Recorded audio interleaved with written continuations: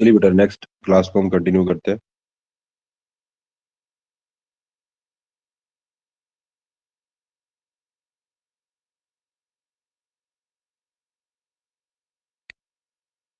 बेटा visibility proper आ रही है, क्लैरिटी आ रही है बेटा सभी को? Yes sir. ओके ओके, चलिए आगे कंटिन्यू करते हैं। तो लास्ट क्लास के अंदर हमने अपना जो टॉपिक किया था वो था हमारा इंटरनल फर्टिलाइजेशन, राइट। और अब थोड़ा सा हम दोनों को क्या करते हैं, कंपैरेटिवली दोनों को स्टडी कर लेते हैं, तो हमारी चीजें और ज्यादा क्लियर हो जाएंगी।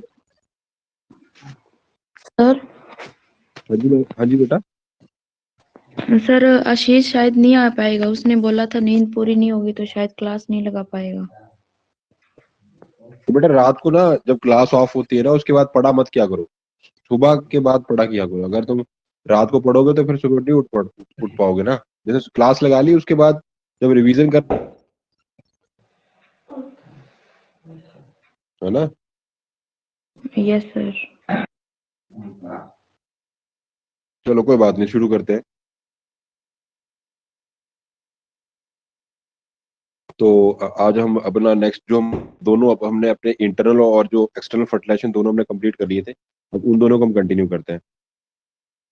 तो जो हमने हमने बात की थी अपने एक्सटर्नल फर्टिलाइजेशन की, और उसका एग्जांपल हमने देखा था सी अर्चिन। और जो इंटरनल हमने अपनी फर्टिलाइजेशन देखी है वो देखी हमने माउस के अंदर। तो दोनों में मेन डिफरेंस क्या था बेटा? एक्सटर्नल फर्टिलाइजेशन क्या हो रही है आउटसाइड द फीमेल बॉडी, और इंटरनल फर्टिलाइजेशन क्या है इनसाइड द फीमेल बॉडी है, राइट। तो जो उसकी रिप्रोडक्टिव ट्रैक है, यानी कि कहाँ ओविडक्ट की हम बात कर रहे हैं, ओविडक्ट के अंदर जो इंटरनल फर्टिलाइजेशन है वो हमारी कंप्लीट हो रही है। इतनी बातें हमें क्लियर थी। तो जो हमारा एक्सटर्नल फर्टिलाइजेशन है, यानी कि जो सी अर्चिन हमारा एग्जांपल था जिस चीजों को देख रहे थे, और यहाँ हमने माउस के अंदर देखा है। तो सी अर्चिन के स्टेप क्या क्या थे हमारे अंदर? पहले हमने बात करी थी कीमो अट्रैक्शन। तो यहाँ पर जो कीमो अट्रैक्शन था उसमें आपकी हेल्प कर रहा था एक केमिकल सब्सटेंस जिसको सिक्रीट कौन कर रहा था? आपका जो आपके पास एक्स्ट्रा सेलुलर आपकी जो कोट था जिसको हम बोलते थे जेली कोट। क्या बोले थे बेटा? जेली कोट, है ना।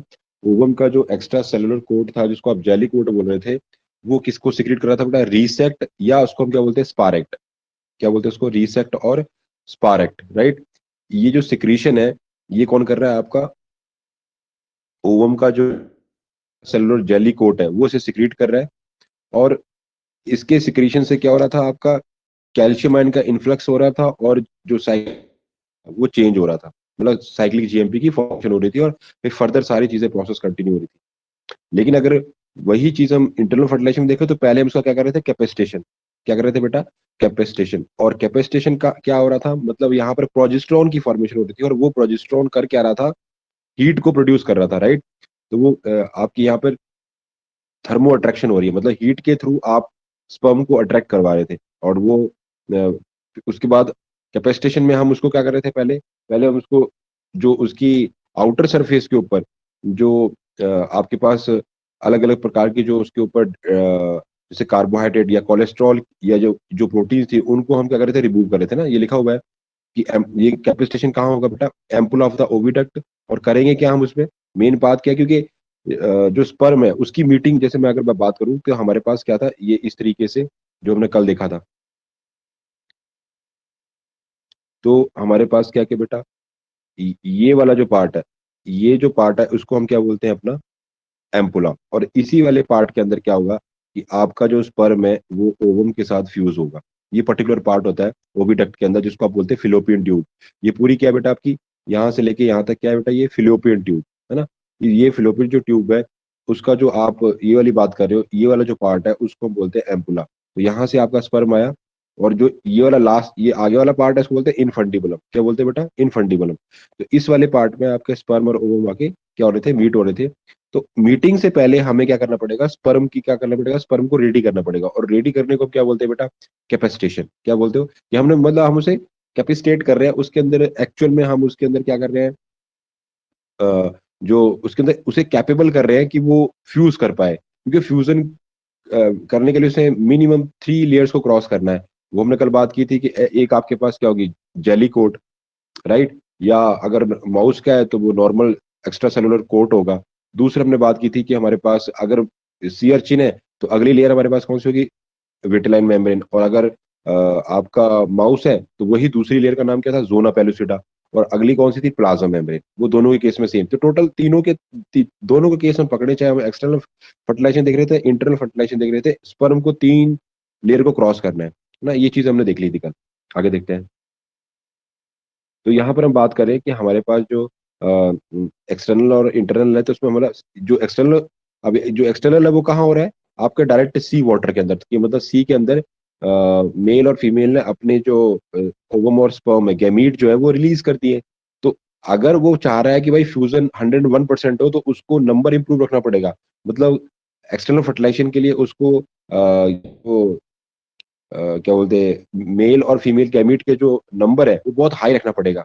ऐसा नहीं कि एक दो वो रिलीज कर देगा वाटर के अंदर और एक दो ही ओवम रिलीज कर देगा और फर्टिलाइजेशन, ऐसा नहीं है बेटा। हजारों में उसको क्या बोलते हैं, ओवम और हजारों में ही उसको लगभग, जो मिलियंस में, हजारों में भी क्या, मिलियंस के अंदर उसको अपने जो स्पर्म और क्या बोलते हैं ओवम, वो रिलीज करने पड़ेंगे, तब जाके किसी एक में जाके वो फर्टिलाइजेशन पॉसिबल होगी। लेकिन अगर हम बात करें इसके इस केस में, इसमें क्या होता है कि स्पर्म का नंबर, इंटरनल फर्टिलाइजेशन में स्पर्म का नंबर तो हाई रहता है, बट जो ओवम का नंबर होता है वो सिंगल एक ही रहेगा, राइट। क्योंकि उसमें ये क्या हो रहा है, इंटरनल इनसाइड द बॉडी हो रहा है, तो यहाँ पर फर्टिलाइजेशन के चांस मैक्सिमम है कंपैरेटिवली एक्सटर्नल के। लेकिन एक्सटर्नल मीडियम के जो एक्वाटिक मीडियम के जो ऑर्गेनिज्म है, वो उस फर्टिलाइजेशन को सक्सेसफुल बनाने के लिए वो दोनों का नंबर हाई रखते हैं। क्या करते हैं बेटा, दोनों के नंबर को वो हाई रखेंगे। इतनी बात समझ आ गई होगी। आगे बात करते हैं। तो यहाँ पे पहला स्टेप हुआ बेटा कीमोट्रैक्शन। और कीमोट्रैक्शन में हम क्या करते हैं, हमारे जो ऑर्गेनिज्म है और उसकी जो सबसे बाहर वाली जो लेयर है, यानी कि जो जेली कोट या जो जिसको हम एक्स्ट्रा सेलुलर कोट बोल रहे हैं, वो रिसेक्ट या स्पारेक्ट को सिक्रीट करता है, राइट।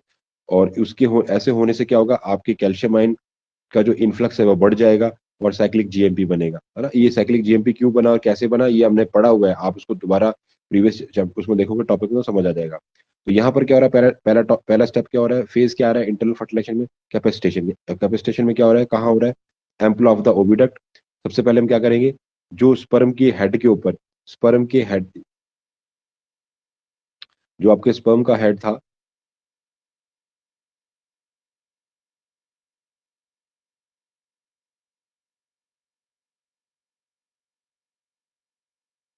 उसके ऊपर हमने बात की थी कि हमारे जो स्पर्म के हेड के ऊपर क्या लगे होते हैं, एक टाइप की कार्बोहाइड्रेट, क्या होता है उसके ऊपर, कैलेस्ट्रॉल। और इस कैलेस्ट्रॉल को हमें रिमूव करना होता है, क्योंकि अगर ये रिमूव नहीं होगा तो इसको पता ही नहीं चलेगा मैंने जाना कहाँ है। तो पहले इसको हमें कैपेसिटेट करना पड़ेगा, इनको, इनका सबका क्या करना पड़ेगा, रिमूवल, इनको हटाना पड़ेगा हमें। जो उसके सिर के ऊपर, और वो भी आउटसाइड, मतलब यहाँ पर जो ये जो इसको ये कवर करके बैठी होती है। बात वही है कि जैसे आप जैसे फॉग पड़ा हो बाहर, धुंध पड़ी है, और धुंध में आपने जब निकल रहे हो तो आपका, आपके जो स्पेक्स है उसमें जब कोहरा बन जाएगा तो आपको दिखाई क्या देगा। तो ये हटाना पड़ेगा हमें। इसको पहले हमें क्या करना पड़ेगा, क्लियर करना पड़ेगा, राइट। और इसी को कैपेसिटेशन बोलते हैं। तो ये हमने कल देखा था। तो यहाँ पर क्या करना पड़ेगा, हमें रिमूवल ऑफ द कोलेस्ट्रॉल। और क्या करना पड़ेगा, carbohydrate and proteins are lost और रिमूव। ये भी हमें कार्बोहाइड्रेट को, प्रोटीन को भी रिमूव करना पड़ेगा।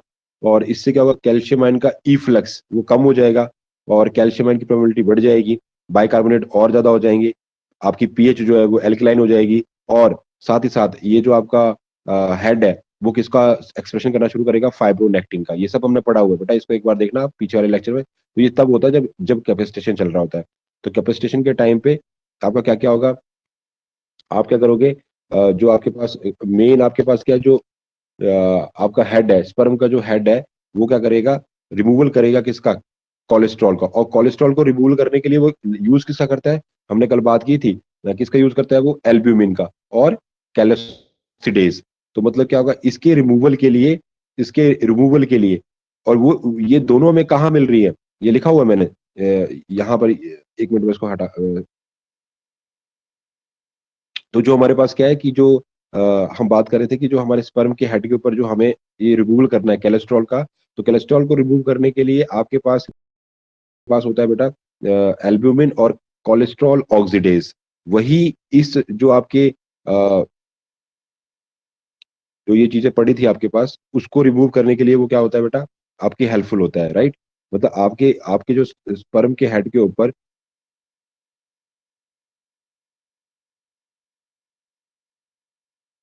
यहाँ पर जो आपके स्पर्म के हेड के ऊपर जो क्या लगा हुआ बेटा, अभी इसको हाइड कर रखा है, इसको मतलब ये दिख नहीं रहा।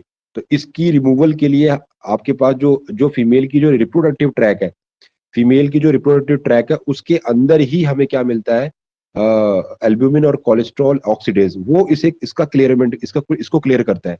और जब उसे क्लियर करता है तो फिर उसके अंदर पावर आ जाती है। फिर वो उसको क्लियर करने से क्या होगा, जैसे वो उसको यहाँ से हटाएगा, है ना, जैसे मैं इसको यहाँ से रिमूव करूँ, जैसे मैं इसको यहाँ से रिमूव करता हूँ, रिमूव कर दिया मैंने। अब रिमूव रिमूव किसने किया, एल्ब्यूमिन और कोलेस्ट्रॉल ऑक्सीडेज ने। उससे क्या हुआ, इंटरनल फर्टिलाइजेशन के टाइम पे अब आपके इस वाले पार्ट में ये कैल्शियम आयन के लिए कैसा हो गया, मतलब परमिएबल हो गया। अब बाहर से वाटर से कैल्शियम आयन अंदर जाना शुरू हो जाएंगे। कैल्शियम आयन क्या कर रहे हैं बेटा, अंदर जा रहे हैं, है ना, कैल्शियम आयन अंदर जाना शुरू कर दे। और क्या होगा, इसके साथ साथ आपके बाइकार्बोनेट आयन वो भी अंदर जाना शुरू कर देंगे। ये हमने बात की थी कल, राइट। और जब बाइकार्बोनेट अंदर आएंगे और उसके साथ साथ क्या हो रहा है, जो अब जब आप पॉजिटिविटी अंदर डाल रहे हैं तो उसी अमाउंट में हमें क्या करना पड़ेगा, फिर अंदर से बाहर की तरफ क्या आएंगे बेटा, के पॉजिटिव बाहर की तरफ आएंगे, राइट। उनका ट्रांसपोर्ट आउटसाइड मीडियम की तरफ होगा। और इस तरीके से क्या होगा, जो मेम्ब्रेन है, जो आपकी मेम्ब्रेन है वो कैसे हो जाएगी बेटा, हाइपरपोलराइजेशन। हमने बात की थी प्रीवियस लेक्चर में। तो उसमें हाइपरपोलराइजेशन का मतलब क्या होता है, मैंने आपको पहले ही बताया हुआ है कि जैसे मेरे पास कोई लेयर है, जैसे ये लेयर है एक, है ना। अब उस लेयर के मतलब अगर मैं बोलूँ कि पोलराइजेशन का मतलब क्या होता है, पोलराइजेशन का मतलब होता है कि बाहर क्या है पॉजिटिव, अंदर क्या है नेगेटिव। लेकिन बाहर पॉजिटिव और ज्यादा हो गया हो, बाहर पॉजिटिव और ज्यादा हो गया और अंदर नेगेटिव और ज्यादा हो गया, तो इसको बोलते हैं हाइपर पोलराइजेशन। इसको क्या बोलते हो, हाइपर पोलराइजेशन। इतनी बात हमने डिस्कस कर ली थी। आगे देखते हैं, आगे देखते हैं। ये सिर्फ रिवाइज कर रहे हैं, लेकिन बेसिक चीज हमारी वही है प्रीवियस लेक्चर में, तो उसको आप पूरा अच्छे से देख लो तो आपको समझ आ जाएगा। उसके बाद हमने बात की थी कि भाई जैसे ही अट्रैक्शन हो गई, अगर हम बात करें क्या बोलते हैं सी अर्चिन में, तो अब क्या होगा, वो बाइंड करेगा जेली कोट के साथ और वो उसे हम बोलते हैं एक्स्ट्रा सेलुलर कोट। फिर आता है एक्रोसोमल रिएक्शन, और एक्रोसोमल रिएक्शन में क्या होगा, by the recognition of the sulphate containing polysaccharide. तो अब हम जो एक्रोसोमल रिएक्शन में क्या होगा कि जो आपकी बाइंडिंग प्रोटीन है वो इंटरेक्ट करेगी, वो क्या करेगी, सॉरी, जो आपके पास जो हाइड्रोनोटिक जो आपके पास हाइड्रोनुरेज जो एंजाइम था वो क्या करेगा, आपकी एक्रोसोम जो आपकी जो फर्स्ट वाली जो लेयर है कर देगा, है ना, उसे क्लियर कर देगा। मतलब कि हमारे पास टोटल कितनी लेयर थी, टोटल आपके पास थी 3 लेयर, 1 2 3। तो अभी क्या हुआ है, आपका जो स्पर्म है वो अभी कांटेक्ट में आया किसके, फर्स्ट वाली लेयर के, इसे क्रॉस करेगा, फिर उसके बाद वो आगे वाले के साथ तो वो बनाएगा क्या, एक्रोसोमल प्रोसेस, है ना, मतलब एक्रोसोमल एक्शन को स्टार्ट करेगा। तो ये चीज हम डिस्कस कर रहे थे। तो अब हमारे पास क्या आ गया बेटा, एक्रोसोमल रिएक्शन में क्या हुआ, यहाँ रिकॉग्निशन कर रहा है with the help of sulphate containing polysaccharide के साथ, इतनी। और यहाँ पर कीमोट्रैक्शन कैसे होगी, यहाँ पर जो कीमोट्रैक्शन, ये दूसरा स्टेप है इंटरनल फर्टिलाइजेशन में। यहाँ हीट की हेल्प से वो अट्रैक्ट हो रहा है, और इस हीट को प्रोड्यूस करने में हेल्प कौन कर रहा है, प्रोजेस्टेरॉन। कौन कर रहा है बेटा, प्रोजेस्टेरॉन, ये हमने पढ़ा था। उसके बाद हम बात कर रहे हैं तीसरा स्टेप, इसमें क्या है, sperm bind to the cumulus. यहाँ पर हम क्या बोल रहे हैं, जो हमारी जेली कोट है इसका नाम क्या है, क्यूमुलस, लेकिन इसके अंदर हम क्या बोल रहे थे, इसको जेली कोट। मतलब जो हमारी फर्स्ट लेयर थी ड्यूरिंग सी अर्चिन के अंदर, उसको हम बोल रहे थे जेली कोट, लेकिन हम यहाँ उसको क्या बोल रहे हैं, क्यूमुलस। क्या बोल रहे हैं, क्यूमुलस। आगे देखते हैं। अब यहाँ इसका जो आपका एक्सटर्नल फर्टिलाइजेशन है उसमें अगला स्टेप क्या है हमारे पास, कि फॉर्मेशन ऑफ एक्रोसोमल प्रोसेस। तो एक्रोसोमल प्रोसेस के लिए हमें क्या करना पड़ेगा बेटा, रो बी, हमने बात की थी, ये जीटीपी बाइंडिंग प्रोटीन होती है, ये रो बी हमारी क्या होती है, एक्टिवेट होती है, और वो आगे जी एक्टिन को, मतलब अब हम बना क्या रहे हैं, मैंने आपको बात की थी कि हमारे पास जो आपका जो स्पर्म का हेड है वो एक आगे एक टिप बनाएगा, एक फिलामेंट बनाएगा इस शेप का। ये हमने बात की थी, डिस्कस की थी आप, है ना, आप उसको एक बार देख लेना। तो यहाँ पर क्या हो रहा है कि आपकी एक टिप बन रही है ऐसे, ये टिप बन गई आगे की तरफ। तो अब वो ये इसको बोलते हैं हम एक्रोसोमल प्रोसेस। क्या बोलते हो, एक्रो, है ना। तो इसको बनाने के लिए हमें क्या करना पड़ेगा, मैंने आपको बताया था कि अंदर की तरफ क्या होता है, यहाँ पर जी ग्लोबुलर यानी जी एक्टिन प्रोटीन प्रेजेंट होती है ना। वो जी एक्टिन प्रोटीन क्या करेंगी, जो आपकी जी एक्टिन प्रोटीन है वो धीरे धीरे जी से कन्वर्ट हो जाएंगी एफ एक्टिन प्रोटीन में। जी क्या है? ग्लोबुलर, मतलब छोटे छोटे हमारे पास यहाँ पे क्या है, ऐसे ग्लोबुलर प्रोटीन्स है जिसको हम बोलते हैं जी एक्टिन, ग्लोबुलर प्रोटीन। और ये धीरे धीरे किस में कन्वर्ट हो जाएंगी बेटा? एफ एक्टिन के अंदर। किस में कन्वर्ट हो जाएंगी? अब वो क्या बना लेंगी? इस तरीके से एक फिलामेंट बना लेंगी, बिल्कुल सेंटर में। क्या बना लेंगी बेटा? इस तरीके का फिलामेंट बना लेंगी। वो एक लीनियर अरेंजमेंट में खड़ी हो जाएंगी इस तरीके से। तो उससे क्या मिलेगा? इस टिप को सपोर्ट मिलेगा। बाहर की तरफ तो आपको जो जो आपको ये देख जो डायग्राम दिख रहा है, ये तो क्या था? Plasma membrane. ये क्या था? Plasma membrane. और बीच में हमारे पास यहाँ पे क्या पड़ी थी? ग्लोबुलर जी एक्टिन प्रोटीन बनी थी। अब वो बन गई एफ एक्टिन प्रोटीन। तो उससे एक तरह का प्रोसेस बन गया, एक एक एक सिरिंज टाइप, एक डायरेक्ट आप देख रहे हो डायग्राम बन गया है, एक सिरिंज सा बन गई है, सुई सी बन गई है, जो आगे पेनिट्रेट कर सकती है उसकी वॉल्स को। समझ आ गई बात? तो इसको बोलते हैं इस पूरे स्ट्रक्चर को क्या बोलते हो? एक्रोसोमल प्रोसेस, है ना? क्या बोलते हो? Acrosomal process. अब यहाँ क्या हो गया बेटा? तो जी एक्टिन प्रोटीन क्या हो गई? वो क्या बना रही है? एक्टिन माइक्रोफिलामेंट, यानी कि वो एफ माइक्रोफिलामेंट बना रही है। और अब क्या हो रहा है? Binding display outside. और जो आपके पास बाइंडिंग प्रोटीन है, वो इसी टिप के ऊपर, जो बाइंडिंग प्रोटीन अंदर थी, अब वो यहाँ ऐसे उसको हम अटैच करके बाहर लगा देंगे। क्योंकि यही बाइंडिंग प्रोटीन जो आपके अंदर, जो आपके पास जो लेयर है, उस लेयर के ऊपर जो सेकंड लेयर है आपकी सी अर्चिन के अंदर, उसको हम क्या बोलते हैं? Vitelline membrane. उसके ऊपर क्या लगा होता है बेटा? रिसेप्टर लगा होता है। और ये रिसेप्टर किसके साथ अटैच करेगा? इस प्रोटीन के साथ। उसको रिकॉग्नाइज करेगा, उसको पहचानेगा, है ना? अगर ये पहचान क्यों कर रहा है? क्योंकि वो स्पीशीज स्पेसिफिक इंटरेक्शन कर रहा है। अगर वो उसी की स्पीशीज का स्पर्म होगा, तभी ये बाइंडिंग प्रोटीन इस क्या बोलते हैं, एक्स्ट्रा सेलुलर बाइंडिंग रिसेप्टर के साथ, EBR1 के साथ अपनी दोस्ती करेगी, अपनी अटैचमेंट करेगी। अगर वो उसकी कास्ट का नहीं होगा, उसकी स्पीशीज का नहीं होगा, तो वो उसके साथ अटैच नहीं होगी, है ना? इतनी बात हमने समझ ली थी बात। चलो आगे चलते हैं। तो यहाँ पर हमारे पास क्या है कि हमारे पास हम बात कर रहे थे कि ये अब आपका क्या है, जो आपका जो स्पर्म था वो ये था जी एक्टिन प्रोटीन, वो एक्टिन माइक्रोफिलामेंट बना रहा है। और फिर बाद में क्या हो रहा है? Binding display outside. जो आपकी बाइंडिंग प्रोटीन थी वो डिस्प्ले आउटसाइड, वो उस लेयर की बाहर की साइड पे वो एडजस्ट हो जाएगी, राइट? तो यहाँ फोर्थ स्टेप क्या है? यहाँ पर भी और ये किसके साथ हो रही है? क्यूमुलस के साथ। ये किसके साथ हो रही है बेटा? जो एक्रोसोमल प्रोसेस किसके साथ हो रही है? आपके जो मेन जो आपका जेली कोट है ना, उसे क्रॉस करके आगे जा रही है। अब हम आगे देखते हैं, फिफ्थ स्टेप हमारा क्या हो रहा है? Sperm bind to the vitelline membrane. अब जो सेकंड लेयर आ गई जेली कोट के बाद, वो आई है विटेलाइन मेम्ब्रेन। और यहाँ पर हमारी अगली कौन आएगी? क्यूमुलस के बाद कौन आएगी? Zona pellucida. तो यहाँ पर स्पर्म बाइंड कर रहा है विटेलाइन मेम्ब्रेन के साथ, यहाँ पे स्पर्म बाइंड कर रहा है जोना पेलुसिडा के साथ, राइट? तो विटेलाइन मेम्ब्रेन को हम और क्या बोलते हैं? Extra cellular matrix. क्या बोलते हैं? Extra cellular matrix. छठा स्टेप अगला क्या होगा बेटा? सिक्स स्टेप क्या होगा हमारे पास?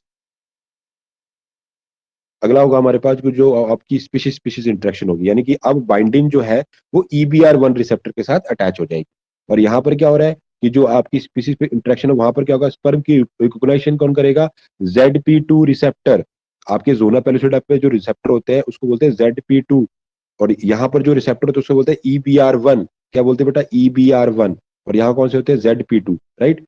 तो यहाँ पर उसका अगला स्टेप क्या होगा? Fusion of the sperm plasma membrane and egg plasma membrane. या जो एक्सटर्नल फर्टिलाइजेशन है उसके अंदर, ये तो पानी में हो रही है, और ये कहाँ हो रही है बेटा? रिप्रोडक्टिव ट्रैक के अंदर, याद रखना बेटा। तो यहाँ पर क्या हो रहा है? अब स्पर्म की जो प्लाज्मा मेम्ब्रेन, वो एग की प्लाज्मा मेम्ब्रेन से क्या कर जाएगी बेटा? फ्यूज कर जाएगी। और वहां पर क्या होगा? फ्यूजोजेनिक हमारे पास कुछ ग्रुप होते हैं, जो यानी कि जो बाइंडिंग है वो फ्यूज कर देगी स्पर्म की देखो, कुछ बाइंडिंग तो यूज हो गई रिसेप्टर के साथ, EBR1 के साथ रिकॉग्निशन में, और कुछ बाइंडिंग जो बची कुछ बाइंडिंग है वो स्पर्म की प्लाज्मा मेम्ब्रेन को फ्यूज करेगी और एग की, और दोनों को चिपका देगी, दोनों को अटैच कर देगी। तो ये क्योंकि अटैचमेंट में हमारे पास और भी हमारे पास एंजाइम है ना? जो हाइड्रोफोबिक हमारे पास ग्रुप है वो अटैच हो जाएगी। यहाँ पर जो फ्यूजन चल रहा है उसके लिए आपके लिए कौन आपका आपको हेल्प मिल रही है? इज्मू, हमने याद कही थी, इज्मू इंटीग्रिन। इन दोनों के बीच में क्या हो गया बेटा? अट्रैक्शन होगी, एसोसिएशन होगी। और यहाँ पर काम करेगा SED9 प्रोटीन। हमने बात की हुई है, ये आप देखो आराम से पीछे वाला प्रीवियस लेक्चर, तो आपको पता लगेगा। यहाँ पर हमारे पास जो सेल मेम्ब्रेन जो फ्यूजन कर रहा है वो इज्मू और इंटीग्रिन, ये दोनों एसोसिएशन करेंगे और SED9 प्रोटीन काम करेगी। और क्या होगा? ये सारे काम कैसे हो रहे हैं? इम्यूनोग्लोबिन, जैसे आपकी एंटीजन एंटीबॉडी काम करते हैं ना, एक दूसरे से अटैच हो जाते हैं, वो क्लम्प कर जाते हैं, वैसे यहाँ पर एक इम्यूनोग्लोबिन लाइक प्रोटीन काम करेगी। है ना। मतलब जो इस्मू इंटीग्रिन प्रोटीन है वो तो मिल रही है हमें स्पर्म की सरफेस पे, और जो सेडेनाइन प्रोटीन है वो हमें मिल रही है ओवम के सरफेस पे, और दोनों एक दूसरे से क्या कर जाएंगे, क्लम्प कर जाएंगे, है ना। तो यहाँ पर क्या होगी, किस टाइप की प्रोटीन होगी, ये इम्यूनोग्लोबिन टाइप की। आगे फिर हमें पता है पॉलीस्पर्मी को हमने ब्लॉक करना है, तो यहाँ पर फास्ट और स्लो दोनों प्रेजेंट होते हैं। फास्ट जो ब्लॉक्स पॉलीस्पर्मी है उस वो काम करती है सोडियम आयन की कंसेंट्रेशन के ऊपर, तो सोडियम आयन अंदर आना शुरू हो जाएंगे। लेकिन जो स्लो ब्लॉक या परमानेंट ब्लॉक है वो काम करता है कैल्शियम आयन के ऊपर। लेकिन अगर हम बात करें इंटरनल फर्टिलाइजेशन के अंदर, तो वहां पर फास्ट ब्लॉक एब्सेंट होता है, क्योंकि आपको पता है कि यहाँ पर एक दो ही आपके स्पर्म होंगे जो ओविडक्ट के पास पहुंचते हैं, तो नंबर बहुत कम है, इसलिए जरूरत नहीं है फास्ट ब्लॉक की, जिसे आप अर्ली ब्लॉक या फास्ट ब्लॉक बोलते हैं। लेकिन हाँ, जो परमानेंट ब्लॉक है या स्लो ब्लॉक है वो होता है, और वो सेम एज इट इज इसी की तरह सेम, वो भी कैल्शियम आयन के ऊपर डिपेंड करता है। लेकिन जो आपका एक्सटर्नल फर्टिलाइजेशन है उसमें हमें फास्ट ब्लॉक करना पड़ता है जल्दी जल्दी, क्यों, क्योंकि यहाँ पर स्पर्म का नंबर बहुत हाई होता है।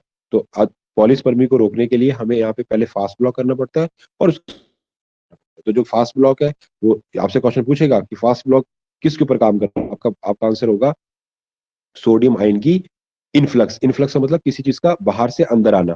तो सोडियम आयन का यहाँ पे क्या हो रहा है बेटा, इनफ्लक्स हो रहा है, और कैल्शियम आयन का क्या हो रहा है यहाँ पे, कैल्शियम आयन की जब परमानेंट ब्लॉक लगेगा तब कैल्शियम आयन क्या होंगे बेटा, अंदर से बाहर आएंगे।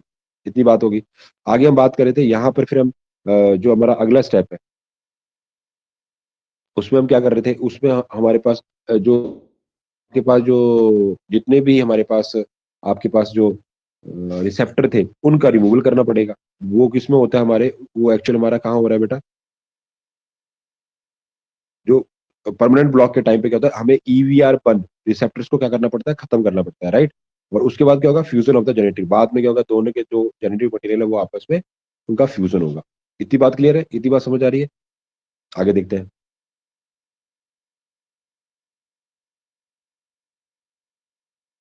तो लास्ट जो हमारा डिफरेंशिएशन चल रहा था उसका हमारे पास लास्ट क्या आ गया, आगे क्या होगा, फर्टिलाइजेशन एनवेलप, है ना। और ये फर्टिलाइजेशन एनवेलप में हमारा कौन हेल्प करेगा बेटा, रोल ऑफ ओवाटासिन।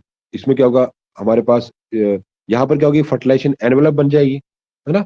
और यहाँ पर क्या हो रहा है, जो आपका इंटरनल वाले में क्या हो रहा है कि अब यहाँ पर ओवास्टासिन रोल प्ले कर रहा है, यहाँ पर ओवाटासिन क्या कर रहा है, ZP2 के रिसेप्टर्स को खत्म कर रहा है, राइट। और कैम काइनेज क्या कर रहा है, मियोसिस का रिजम्पशन कर रहा है, और एक ट्रू डिप्लॉयड यानी कि 2 सेल स्टेज हमारे पास रिसीव हो रही है। मैंने कल बताया था ना, ये कैम वाला काइनेज, इसमें क्या होता है, कल हमने बात की थी कि नॉर्मली आप बोलते हो जाइगोट जाइगोट जाइगोट, एक्चुअल में जाइगोट स्टेज आती ही नहीं है। हमने कल बहुत अच्छे से देखा था इसको। इसको जैसे मैं आपको डायग्राम ड्रॉ करके बताऊं कि मेरे पास क्या हुआ, जैसे ये एक ओवम है, अब ये स्टेज है लास्ट वाली, ये है आपका मेल का न्यूक्लियस अंदर आ गया है, और ये फीमेल का तो पहले से था। अब ये दोनों एक दूसरे के नजदीक आएंगे, तो नजदीक आने के लिए जो ये पाथ यूज करते हैं उसको बोलते हैं फर्टिलाइजेशन पाथ। लेकिन लेकिन होता क्या है एक्चुअल में, उसको मैं बताता हूँ। एक्चुअल में हुआ क्या, एक्चुअल में हुआ क्या, जैसे ही आपके ये जेनेटिक मटेरियल है आपके किसका, फीमेल का, और ये जेनेटिक मटेरियल है मेल का, वो सामने खड़े हैं। लेकिन प्रॉब्लम ये है कि बात ये हो रही है कि आपका अभी अब क्या होगा, दोनों की न्यूक्लियर मेम्ब्रेन होगी, दोनों की जो न्यूक्लियर मेम्ब्रेन होगी वो डिसॉल्व हो जाएगी, इस मेल की भी और फीमेल न्यूक्लियस की भी। और उनका जो न्यूक्लियस है, दोनों का जो जेनेटिक मटेरियल है, दोनों का जो न्यूक्लिक एसिड है वो आ गया अब साइटोप्लाज्म में। लेकिन अभी भी ये एक दूसरे के सामने खड़े हैं, लेकिन एक दूसरे के साथ मिक्स नहीं हो रहे। और सिचुएशन कौन सी है, यूनिसेलुलर। सिचुएशन कौन सी है बेटा, यूनिसेलुलर, एक सेल है, एक सेल के अंदर दो न्यूक्लियस है, एक मेल का एक फीमेल का, और दोनों ही कैसे हैं, एन एन। इतनी बात समझ आ रही है। अब क्या हो रहा है हमारे पास, ये एक दूसरे को क्रॉस नहीं कर रहे, मतलब एक दूसरे के साथ इंटरमिंगल नहीं हो रहे। बस करते क्या है, ये डायरेक्ट अब सेल चली जाएगी मेटाफेज स्टेज पे। और मेटाफेज स्टेज क्या होती है, आपको पता है कि हमारे पास क्या होगा, सेंटर में मेटाफेरिक नेफ्रिक प्लेट बनेगी, और दोनों साइड के जो जेनेटिक मटेरियल होंगे वो ऐसे लग जाएंगे मेटानेफ्रिक प्लेट पे। देख लो बेटा, अभी भी तो ये अभी भी अपनी, मतलब इसलिए बोलते हैं ना कि जो जो माँ से, जो मदर से हमें जो जीन्स मिले हैं वो प्योर आइडेंटिकल है, उनकी मिक्सिंग नहीं हो रही, और जो फादर से मिले हैं वो भी अलग खड़े हैं। और जैसे ही ये सेल एक से दो 2 सेल स्टेज में जाएगी, जैसे ही 2 सेल स्टेज बनेगी, तो एक से मतलब आपके पास क्या होगा, एक पोल के ऊपर, जैसे ये मेरे पास जो अभी अगर मैं इसको हटा के दूसरा तो बनाऊं, जैसे ही आपकी एक सेल स्टेज से दो सेल स्टेज बनेगी, तब क्या होगा, आधे इसके पास एक न्यूक्लियस, इसके पास एक एक न्यूक्लियस हो जाएगा, और इन दोनों के पास क्या होगा, आपके पास मदर के और फादर के दोनों के जीन्स आ जाएंगे। तो इस स्टेज को फिर हम क्या बोलते थे, ट्रू डिप्लॉयड यानी टू सेल स्टेज। समझ आया बेटा, ये सारी चीज समझ आ गई बेटा? Yes sir. नियम मैम, एक बार आप सर एक पीछे बात वाली जो क्लास ए, मैम, इसको ना आप पीछे वाली क्लास को देखोगे ना, तो वो आपको, ये तो हमने सिर्फ रिवाइज किया है, लेकिन उसको पीछे वाली क्लास को देखना आप, उसमें ओके आपको और क्लियर हो जाएगा। ठीक। उसमें क्या है कि हम सर बात ये कर रहे हैं, अ, ये जो दोनों न्यूक्लियस है ना, जैसे मेल के और फीमेल के, तो मतलब हाँ ये जी, दोनों न्यूक्लियस अलग अलग से सेल डिवीजन कर रहे हैं अपना अपना, जो सेल आपने बोला डिवीजन था नहीं कर कि रहे मैम, मेटाफेज। नहीं नहीं नहीं, हाँ सेल जी, सेल डिवीजन नहीं कर रहे हैं, न्यूक्लियर मतलब डिवीजन, सेल तो मतलब न्यूक्लियर हाँ डिवीजन, न्यूक्लियर डिवीजन, हाँ न्यूक्लियर डिवीजन कर रहे हैं, मतलब वो दोनों मतलब ये दोनों। मटेरियल मिक्स नहीं हो रहे हैं, वो एक न्यूक्लियस में, एक सेल के अंदर होते हुए भी वो अपनी आइडेंटिटी में खड़े हैं, कि जो मदर साइड से जो जीन्स आए हैं वो भी प्योर है, और जो फादर साइड से जो जीन्स आए हैं वो भी प्योर।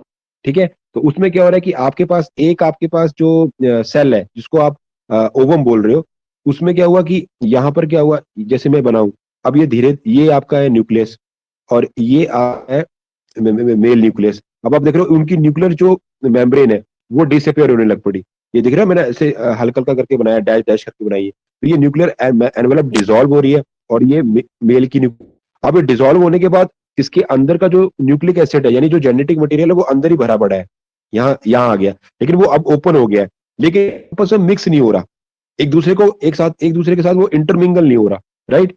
और उसमें क्या करेगा वो, अब जो वो इंटरमिंगल होने से पहले वो चला गया मेटाफेज स्टेज के अंदर। किसमें चला गया बेटा? मेटाफेज स्टेज में। तो उसमें मेटाफेज स्टेज पर क्या होता है कि बीच में सेंटर में क्या बनती है आपके पास, मेटानेफ्रिक प्लेट। और अब इसमें क्या होगा, जो मेल और फीमेल के जो क्रोमोसोम है वो एडजस्ट हो जाएंगे, ऐसे एडजस्ट हो गए। मतलब एडजस्टमेंट कैसी होगी, एडजस्टमेंट ऐसी होगी कि एक साइड होगा आपके पास मदर का, और एक साइड होगा फादर का, क्रोमोसोम इकट्ठा अब एक एक करके, मतलब अब जो पोल बनेंगे, जो आपके पास जो पोल बनेगा, जो आपके यहाँ पोल बनेंगे ना, जिसमें स्पिंडल फाइबर की फॉर्मेशन होगी, अब ये किस तरीके से खींचेंगे, ये एक साइड से लेंगे मदर का, और दूसरी साइड से लेंगे फादर का, फिर मदर को खींचेंगे, फिर फादर को खींचेंगे, फिर मदर को खींचेंगे, फिर फादर का क्रोमोसोम लेंगे। सेम ये भी ऐसे करेगा, ये एक मदर का लेगा, एक ओके सर, फादर का। लग गया बता। ओके सर, हाँ, तो इस तरीके, हाँ, अब आ गया उससे क्या समझ। होगा कि, हाँ, तो जो जो यहाँ पर जो आपके पास न्यूक्लियस बना, उसके अंदर मिक्सिंग है, मतलब उसके पास मदर और फादर दोनों एक साथ बैठे हुए हैं, लेकिन पहले वो आइडेंटिटी फॉर्म में थे, तो इसलिए एक्चुअल में जायगोट स्टेट होती नहीं है कोई भी, किसी भी नाम में, बस हम बोलते हैं जायगोट, लेकिन वहां मिक्सिंग नहीं होती है। तो इस चीज को आप थोड़ा सा ध्यान रखना। फिर क्या हुआ उससे, जब आपके पास टू सेल स्टेज बनेगी ना, वन सेल से टू सेल स्टेज, वो आपकी एक्चुअल में क्या होगी, वो होगी ट्रू डिप्लॉयड स्टेज। कैसी होती है? ट्रू डिप्लॉयड स्टेज, और उसी को बोलते हैं टू सेल स्टेज। ठीक है, चलिए, अब हम जो आज हमारा जो मेन टॉपिक था, ये तुम्हारा हो गया रिवीजन। तो अब हम उसको अपना मेन जो टॉपिक है उसको स्टार्ट करते हैं। तो मेन हमारा टॉपिक है आज कि जाइगोट की फॉर्मेशन कैसे होती है, इसको हमने देखना है। ये थोड़ा टिपिकल है, मतलब हमने बहुत डेप्थ में जाना है, तो पिछले वाले अगर आपको क्लियर नहीं है, जो पिछले वाले जो हमने अभी प्रीवियस लेक्चर अटेंड किए हैं, उनको आपको एक बार दोबारा से देखना पड़ेगा, तो तब जाके आपको ये वाली जो फर्दर आगे जो प्रोसेस है वो समझ आएगी, राइट। तो अब हम देखते हैं कि जाइगोट की फॉर्मेशन एक्चुअल में कैसे होती है। बड़ा टिपिकल टॉपिक है ये, थोड़ा सा दिमाग लगा के आपने बैठना है। तो यहाँ पर मेरे पास क्या है, न्यूक्लियस है, राइट। ये जो न्यूक्लियस है, अब इसके अंदर मैं बात कर रहा हूँ, बड़ी अच्छी चीज है, बड़ा जबरदस्त एक सिचुएशन है। आप देखोगे कि मैं आपको अगर पहले एक स्टोरी बताऊं कि एक्चुअल में क्या हुआ,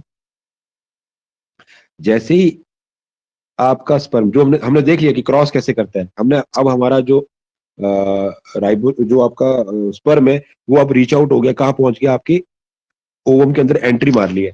एंट्री करते ही वो अंदर सिर्फ क्या देता है, बहुत इंपॉर्टेंट चीज, एक तो वो देगा, जैसे मतलब वो पीछे से क्या लेके आया, मतलब उसके पास से वो लेके आया, ये आपके लिए मेन क्वेश्चन होता है।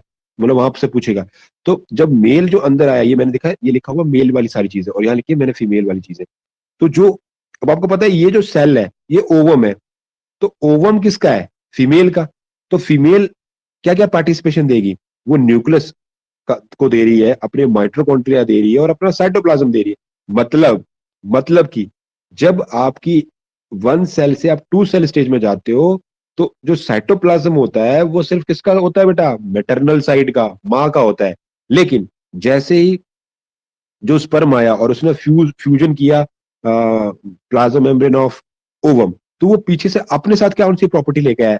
Only and only nucleus and centriole. Very very important question यही बन जाएगा आपको नीट के अंदर, सॉरी उसके अंदर, नेट के अंदर, कि यहाँ पर पीछे से वो क्या लेके आया। तो आपका जो स्पर्म है वो सिर्फ और सिर्फ क्या लेके आता है? न्यूक्लियस। बाकी सारी की सारी बॉडी उसकी बाहर ही डिजोल्व हो जाती है, या इस साइटोप्लाज्म में उसे हम खा जाएंगे। साइटोप्लाज्म उसकी बॉडी को, बाकी अगर सिर्फ टेल तो बाहर रहती है ऑलवेज, और ज्यादातर केसेस में क्या होता है कि सिर्फ न्यूक्लियस अंदर जाता है और सेंट्रल हो जाता है। कई बार ऐसा भी होता है कि मिडल पीस तक अंदर चला जाता है वो, टेल तो बाहर ही रहेगी ऑलमोस्ट, और उसके अंदर क्या जाएगा?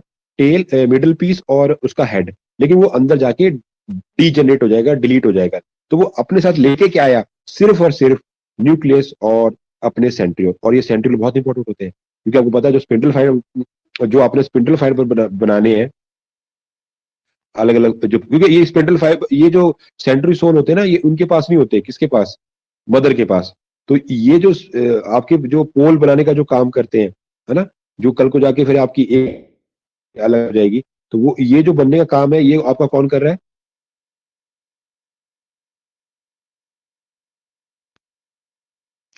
ये क्या हो गया? हाँ। तो वो कहता है कि हमारे पास जो ये जो आपके पास जो ये जो मैंने यहाँ पे आपको ड्रॉ किया है,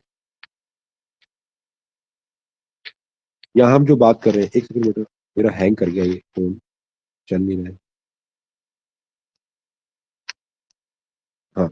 तो वो कहता है कि ये जो आपके पास सेंट्रियोल बने, ये जो सेंट्रियोल है ये आपके से पैटर्नल, ये फादर साइड से आए हैं, है ना। मतलब दोनों को कलेक्टिवली हम क्या बोलते हैं? सेंट्रियोल। और यहाँ पर हमारे क्या बना रहे हैं? वो पोल बना रहे हैं हमारे लिए। क्या बना रहे हैं बेटा? पोल बना रहे हैं, पोल की ये फॉर्मेशन कर रहे हैं, है ना। तो ये दोनों हमें कहाँ से मिले? फादर साइड से। तो यहाँ पर हमारा क्वेश्चन सबसे बेसिकली यही तैयार होता है कि भाई क्या क्या चीजें आ रही है, तो उसको आप देख लो। जाइगोट जाइगोट की फॉर्मेशन के टाइम हमारे पास मेल की साइड से आया न्यूक्लियस और सेंट्रियोल, फीमेल की साइड से आया न्यूक्लियस, माइटोकॉन्ड्रिया और साइटोप्लाज्म, राइट। तो अब क्या होगा?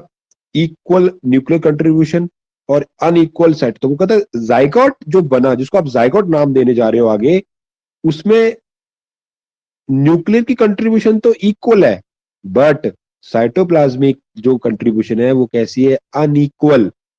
क्लियर है बेटा? समझ आया सभी दोनों जनों को? समझ में आ रही है मैं क्या समझा रहा हूँ? Yes sir. Yes sir. ठीक है। तो यहाँ हम बात कर रहे हैं कि यहाँ पर जो आप कंट्रीब्यूशन देख रहे हो, मतलब दोनों साइड, क्योंकि आपने देखा ना कि हम फ्यूजन करवाया, हमने मेल गैमीट और फीमेल गैमीट को फ्यूज करवाया, लेकिन प्रॉपर्टी जो फ्यूजन चल रहा है वो थोड़ा अनइक्वल भी दिख रहा है एक जगह पर। हाँ, न्यूक्लियर जो कंट्रीब्यूशन है वो तो इक्वल है कंटेंट के मामले में, लेकिन मतलब आपकी जो फादर साइड है उधर से भी आपको 23 क्रोमोसोम मिले, और जो मदर साइड है वहां से भी आपको 23 क्रोमोसोम मिले, लेकिन मतलब न्यूक्लियर कंट्रीब्यूशन जो कंटेंट है वो तो आपका इक्वली आप एक दूसरे से शेयर कर रहे हो, लेकिन साइटोप्लाज्म नहीं मिल रहा। साइटोप्लाज्म किसका? यहाँ पे सिर्फ ओनली एंड ओनली मदर का, राइट। इतनी बात तुम्हें समझ आ गई होगी। आगे चलते हैं। आगे अब उसने बात की है कि जैसे मैं ये बात करूं, एक होते हैं बाई पेरेंटल। बाई पेरेंटल मतलब बाई पेटर्नल और बाई मैटरनल। मतलब आप गैमीट लो मेल मेल के, और एक है बाई मैटरनल, आप गैमीट लो फीमेल फीमेल के। तो दोनों को अगर मैं फ्यूज करवाऊं, जबरदस्ती फ्यूज कराऊं, तो मेरे पास सिचुएशन आएगी 2n, क्योंकि ये भी n है और ये भी n है, लेकिन आगे इसकी डेथ हो जाएगी, फेल टू डेवलपमेंट। क्लियर हो रही बात? वही सेम बाई मैटरनल में मैंने क्या किया? पहले मैं किया बाई पैटर्नल, मतलब मेल मेल के गैमेट को आपस में फ्यूज करा दिया, तो आगे वो डेवलप नहीं करेगा, उसकी डेथ हो जाएगी। सेम एज इट इज, अगर मैं, इसलिए मैं आपको बोलता हूँ कि फ्यूजन होगा अपोजिट जेंडर, अपोजिट सेक्स के बीच में होगा, मेल और फीमेल के बीच में होगा। तो इन्होंने यहाँ क्या किया, बाई मैटरनल, मतलब आपने फीमेल के गैमेट लिए, उनको आपस में फ्यूज कराया, तो हाँ जायगोट जो बना वो 2n बना, लेकिन आगे वो डेवलप ही नहीं हुआ, उसकी होगी डेथ, क्योंकि वो कर ही नहीं सकता ये काम। और नॉर्मल फॉर्मेशन में क्या होता है कि मैंने एक साइड लिया मेल का गैमेट, एक लिया मैंने फीमेल का गैमेट, दोनों को करवाया फ्यूज, सिचुएशन बनी डिप्लॉयड। अब डिप्लॉयड सिचुएशन तो बन गई, लेकिन अब हमारा क्या हो रहा है, नॉर्मल, अब ये आगे प्रोसीड करेगा, क्योंकि ये आपका सही प्रोसेस है। इसमें क्या हो रहा है, आगे नॉर्मल डेवलपमेंट चल रही है, यानी कि जीनोमिक इम्प्रिंटिंग हो रही है। अब ये जीनोमिक इम्प्रिंटिंग क्या होती है, बहुत इंपॉर्टेंट है। जीनोमिक इम्प्रिंटिंग का मतलब कि जो पीछे से जो चीजें आई है वो आगे एक्सप्रेस होने वाली है। क्या हो रहा है, that is nucleus from male and और female side are identical in content. अभी हमने बात की ना कि इस सिचुएशन के अंदर दोनों के दोनों मेल और फीमेल अपनी आइडेंटिटी को बना के रखते हैं आगे, बट नॉट आइडेंटिकल फंक्शन। उनके आइडेंटिटी जो वो कहता है, आगे क्या बात कर रहे हैं, वो कैसे होते हैं, फंक्शनली नॉन इक्वलेंट। अब आपको पता है कि दोनों की अलग अलग काम है, मतलब उसके पास अलग जीन्स है, उसके पास अलग जीन्स है, तो वो अलग काम करेंगे। और आगे डिफरेंट मिथाइलेशन ऑन क्रोमोसोम, यानी कि हम क्या कर रहे हैं, मिथाइलेशन और साइटोसिन। तो वो कहता है ये सारी चीजें कहाँ होंगी, जीनोमिक इम्प्रिंटिंग के अंदर। ये क्या होता है, उसको हम आगे और डिटेल में देखेंगे। अभी बड़ा जबरदस्त काम आपका सिस्टम स्टार्ट होने वाला। हम क्या करें, आप पहले इन पॉइंटों को याद रखो कि मेन पॉइंट क्या है। पहली बात, जो आपका जो अब आपके जो नॉर्मल डेवलपमेंट होने वाला है वो जीनोमिक इम्प्रिंटिंग के अंदर होगा। और जीनोमिक इम्प्रिंटिंग के अंदर हम क्या चीजें देखेंगे, पहली बात कि जो न्यूक्लियस है मेल और फीमेल के, वो कैसे है, आइडेंटिकल। कहता है न्यूक्लियस जो है मेल और फीमेल के, जो कैसे बेटा, आर आइडेंटिकल इन कंटेंट, मतलब उसके पास भी 23 क्रोमोसोम है और मेल के पास भी 23 क्रोमोसोम है। तो ये जो क्रोमोसोम है वो एक दूसरे से, क्योंकि स्पीशीज सेम है ना, तभी तो फ्यूज हुए, तो ये आइडेंटिकल है कंटेंट के मामले में, कि जो मैटर इसके, जैसे इसके पास जो क्रोमोसोम नंबर होगा, फॉर एग्जाम्पल क्रोमोसोम नंबर है 1 है ना, फॉर एग्जाम्पल ये हेल्प करता है आईज की फॉर्मेशन में। तो जो मदर साइड से जो क्रोमोसोम नंबर 1 आया होगा वो भी आपकी हेल्प करेगा आई की फॉर्मेशन में। तो इस इसके लिए बोल रहा है कि वो आइडेंटिकल इन कंटेंट है। समझ आ रही बात। हाँ ये हो सकता है कि शायद ये जो आईज बनाता है ये थोड़े छोटे साइज की होती है, मतलब वो जैसे जैसे फॉर एग्जाम्पल, या ऐसा नहीं लेना तो कलर के मामले में ले लो कि क्रोमोसोम नंबर 1 जो आई बना रहा है वो बना रहा है ब्राउनिश कलर की, और जो मदर से जो हमें क्रोमोसोम नंबर 1 मिला है वो शायद बना रहा है, वो आइज तो बना रहा है लेकिन वो शायद बनाए डार्क ब्लैक कलर की, हमारी कलर होता है आई का, वो करे। तो अब वो डिपेंड करेगा कि दोनों में से क्रोमोसोम नंबर जो मदर से आया है या जो फादर से आया है वो कौन सा डोमिनेंट है। जो डोमिनेंट करेक्टर होगा, जो आपके लिए डोमिनेंट होगा तो वो एक्सप्रेस हो जाएगा, और जो नहीं होगा तो वो आपको नहीं हो पाएगा एक्सप्रेस, वो फिर वो हाइड हो जाएगा, है ना। वो हमने पढ़े रिसेसिव और डोमिनेंट करेक्टर जेनेटिक्स के अंदर। तो यहाँ पर हमने क्या देखना है कि nucleus from the male and female side are identical in contact but not identical function. हाँ कंटेंट तो सेम हो सकता है पर फंक्शन जरूरी नहीं है कि उनका सेम हो। वो मैंने अभी बता दिया कि वो एक दूसरे से कैसे होते हैं, सेपरेट होते हैं। मतलब एक अगर आपके लिए भूरी आंखें बना रहा है तो दूसरी शायद नीली बना दे, तो दोनों की, अब वो दोनों में से किसका फंक्शन एक्सप्रेस, मतलब कौन डोमिनेंट है वो का काम करेगा। आगे बोले ये जो डिफरेंशिएशन है वो कैसे है, different methylation in the chromosome. अब और जो ये जो मिथाइलेशन है वो कहाँ हो रही है, साइटोसिन के ऊपर। जो हमारे पास क्या बेटा, साइटोसिन, यानी कि जो आप बेस होते हैं उनके ऊपर क्या होता है, मिथाइलेशन। अब ये क्या होता है उसको आगे देखेंगे अब अगले वाले। बेटा इतनी बात समझ आ गई, ये तीनों चीजें समझ आ गई और जाइगोट के बारे में समझ आ गया सभी को। Yes sir. सर ये मैम लास्ट समझ में आ पॉइंट गई बता दो फिर से। मैम, लास्ट ये जो है ना वाला लास्ट पॉइंट, डिफरेंट। ये जो है ना डिफरेंट मिथाइलेशन, इसको बस अभी जो अगले नेक्स्ट जो आपका नेक्स्ट पेज में मूव ऑन हो रहा हूँ वहां पर आपको ये समझ आएगा कि हम क्या बोल रहे हैं। मिथाइलेशन का मतलब नॉर्मली क्या मतलब होता है कि आप क्या कर रहे हो, उसकी कैपिंग कर रहे हो। मतलब कि मैं इस तरीके से, जैसे मेरे पास मैं CH3 जो मिथाइल ग्रुप होता है उसको अटैच कर रहा हूँ, उसको बोलते हैं मिथाइलेशन। क्या बोलते हैं, मिथाइलेशन। और जब आप मिथाइलेशन कर देते हो ना तो कोई भी जीन एक्सप्रेस नहीं हो पाता। ये चीज आपने याद रखनी है बस। अब आगे जब जाओगे तो जब हम नेक्स्ट पेज पे जा रहे हैं तो आपको क्लियर हो जाएगा। तो यहाँ पर क्या हो रहा है कि हम बात क्या कर रहे हैं, डिफरेंट मिथाइलेशन ऑन क्रोमोसोम। तो जो मिथाइलेशन है वो कहाँ हो रही है, साइटोसिन के ऊपर। अब साइटोसिन क्या होता है, आपको पता है ना कि हमारे पास बेस होते हैं। बेस हमारे पास टोटल 5 टाइप के हैं, एडेनिन, गुआनिन, साइटोसिन, है ना, और यूरेसिल, थाइमिन। तो अगर DNA का केस है तो आपको पता है वहां पे साइटोसिन होगी। तो साइटोसिन का हम क्या कर रहे हैं, मिथाइलेशन। क्या करें बेटा, मिथाइलेशन। तो अगर आप क्या करोगे, जैसे आप क्या करोगे, ठीक है, तो हम इसको जैसे आप उसका मिथाइलेशन कर दोगे, तो मिथाइलेशन से क्या होगा, वो अपने जो उसकी आप कैपिंग कर दोगे ना, आगे देखते हैं फिर आपको और समझ में आ जाएगा।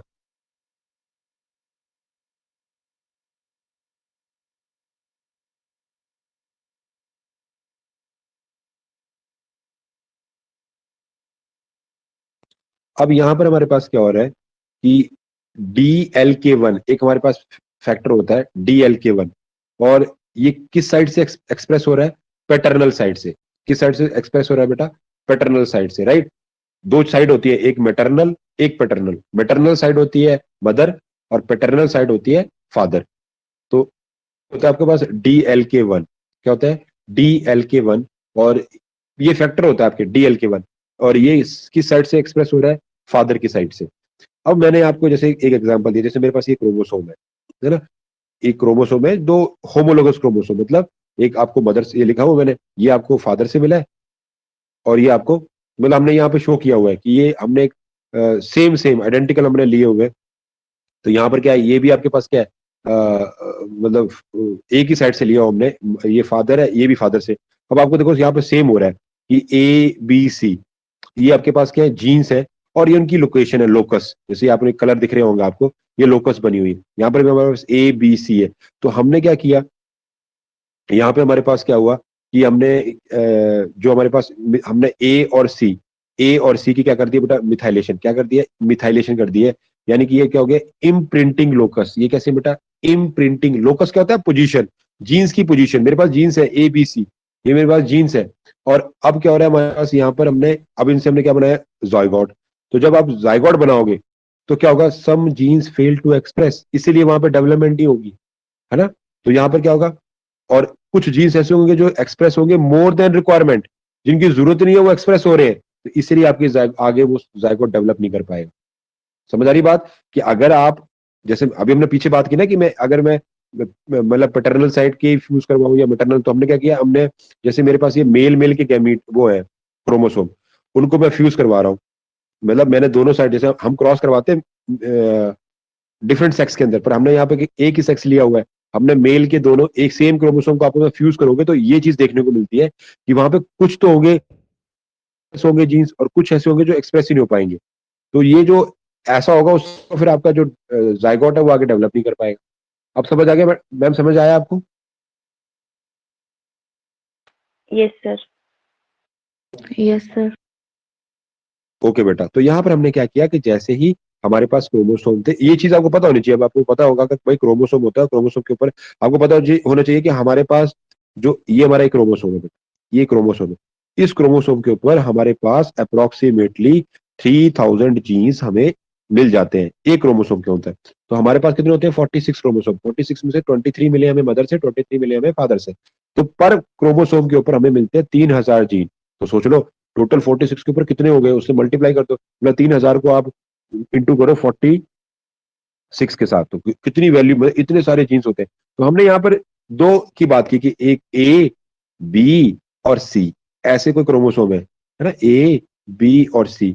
तो वो कहता है कि अगर आप एक ही पेरेंट साइड, मतलब एक ही सेक्स के क्रोमोसोम को फ्यूज कर रहे हो, तो उससे परेशानी ये होगी कि वो मिथाइलेटेड होंगे, और या तो वो एक्सप्रेस करेंगे नहीं, और अगर एक्सप्रेस करना लगेंगे तो बहुत ज्यादा कर जाएंगे, और इतनी हमें जरूरत नहीं है। तो उससे फिर ये फिर आगे काम नहीं करेगा, डेवलप नहीं कर पाएगा। इतनी बात समझ ली आपने। तो उसमें ये जो एक्सप्रेशन हो रही है, वो किस फैक्टर के थ्रू हो रही है, DLK1, ये याद रखना आपने, DLK1। चलिए आगे देख लेते हैं। अब आगे जो हमारी मेन कहानी अब जो शुरू होने वाली है, बड़ी टिपिकल है, इसको अपने ध्यान से समझना है कि भाई जाइगोट कैसे बनता है ना, हम उस चीज को समझ रहे हैं। जाइगोट में कैसे पता चलेगा कि एनिमल पोल कौन सा है, उसका वेजिटल पोल कौन सा है ना, कैसे किस साइड आपका कल को जाके माउथ बनने वाला है आपकी बॉडी के लिए, और किस साइड को आपका ब्लास्टोमेर बनेगा, ये सारी चीजें जैसे हमने पढ़ा ना, ड्यूटेरोस्टोमिक एनिमल। आप वो जो आप पढ़ते हो है ना, सिचुएशन पढ़ते हो कि आपके कुछ एनिमल होते हैं जो ड्यूटेरोस्टोमिक होते हैं, और कुछ होते हैं क्लोरिस्टोमिक, तो वो कैसे बनते हैं उसको हमने समझना है। ये सारी चीजें आप देखोगे। तो आगे हम कंटिन्यू करते हैं कि fertilisation causes rearrangement of egg cytoplasm। अब हम क्या देख रहे हैं, हम देख रहे हैं कि फर्टिलाइजेशन कॉजेज, जो फर्टिलाइजेशन हुआ है उसकी वजह से क्या हो रहा है, जो आपकी एग का साइटोप्लाज्म है उसकी आपने की है रीअरेंजमेंट। क्या किया बेटा, अरेंजमेंट। समझ आ रही बात है, हेडिंग आपको समझ आई है, फर्टिलाइजेशन कॉजेज। फर्टिलाइजेशन का मतलब क्या होता है, जब मेल और फीमेल गैमेट फ्यूज हो रहे हैं, देखो स्पर्म कहां से एंटर करेगा आपके ओवम के अंदर, उसकी वो एंट्री भी इंपॉर्टेंस है, हर एक चीज इंपॉर्टेंस है। अब नॉर्मली तो हम इतना पढ़ते नहीं थे, लेकिन अब हम और डेप्थ में जा रहे हैं, है ना। आपने पहले पढ़ा है क्या, ये सारी चीजें पढ़ रहे थे क्या आप, जो अब हम देख रहे हैं? No sir. No sir. हाँ, तो ये एक्चुअल में वैसे ये एमएससी में सारा होता है, लेकिन हमें पढ़ाया नहीं जाता, क्योंकि हमारे जो टीचर्स होते हैं उनको पता ही नहीं होता वो क्या सिलेबस है, वो बस वो पुराने ही चलाया होता है उन्होंने, ग्रेजुएशन का ही सारा मटेरियल वो हमें बीएससी में एमएससी में पढ़ा देते हैं ना। लेकिन एक्चुअल में ये स्टडी है जो डेप्थ वाली है, वो हमें बताया ही नहीं गया। तो वो हम अब यहाँ क्लास में देख रहे हैं कि एक्चुअल, तभी तो, क्योंकि नेट का एग्जाम कौन देते हैं, जो पीजी में हमने पढ़ा होता है।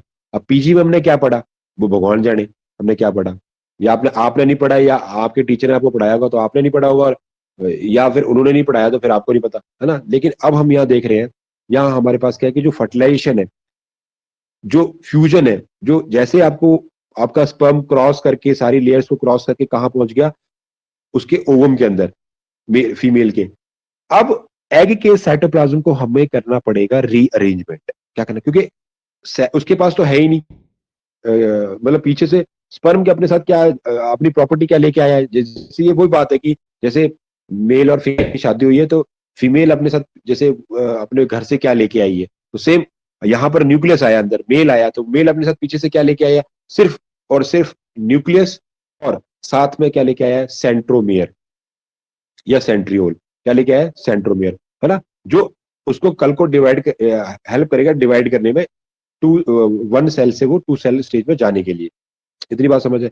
और फीमेल क्या दे रही है, माइट्रोकॉन्ड्रिया, साइटोप्लाज्म और अपना न्यूक्लियस। तो इसलिए इसको बोलते हैं कि ये जेनेटिक मटेरियल के लेवल पे तो एक इक्वल डिवीजन होता है, लेकिन अगर आप साइटोप्लाज्म करो तो ये अनइक्वल कंट्रीब्यूशन है, क्योंकि साइटोप्लाज्म सिर्फ मदर का तो कंट्रीब्यूट हुआ, लेकिन फादर साइड से नहीं आया।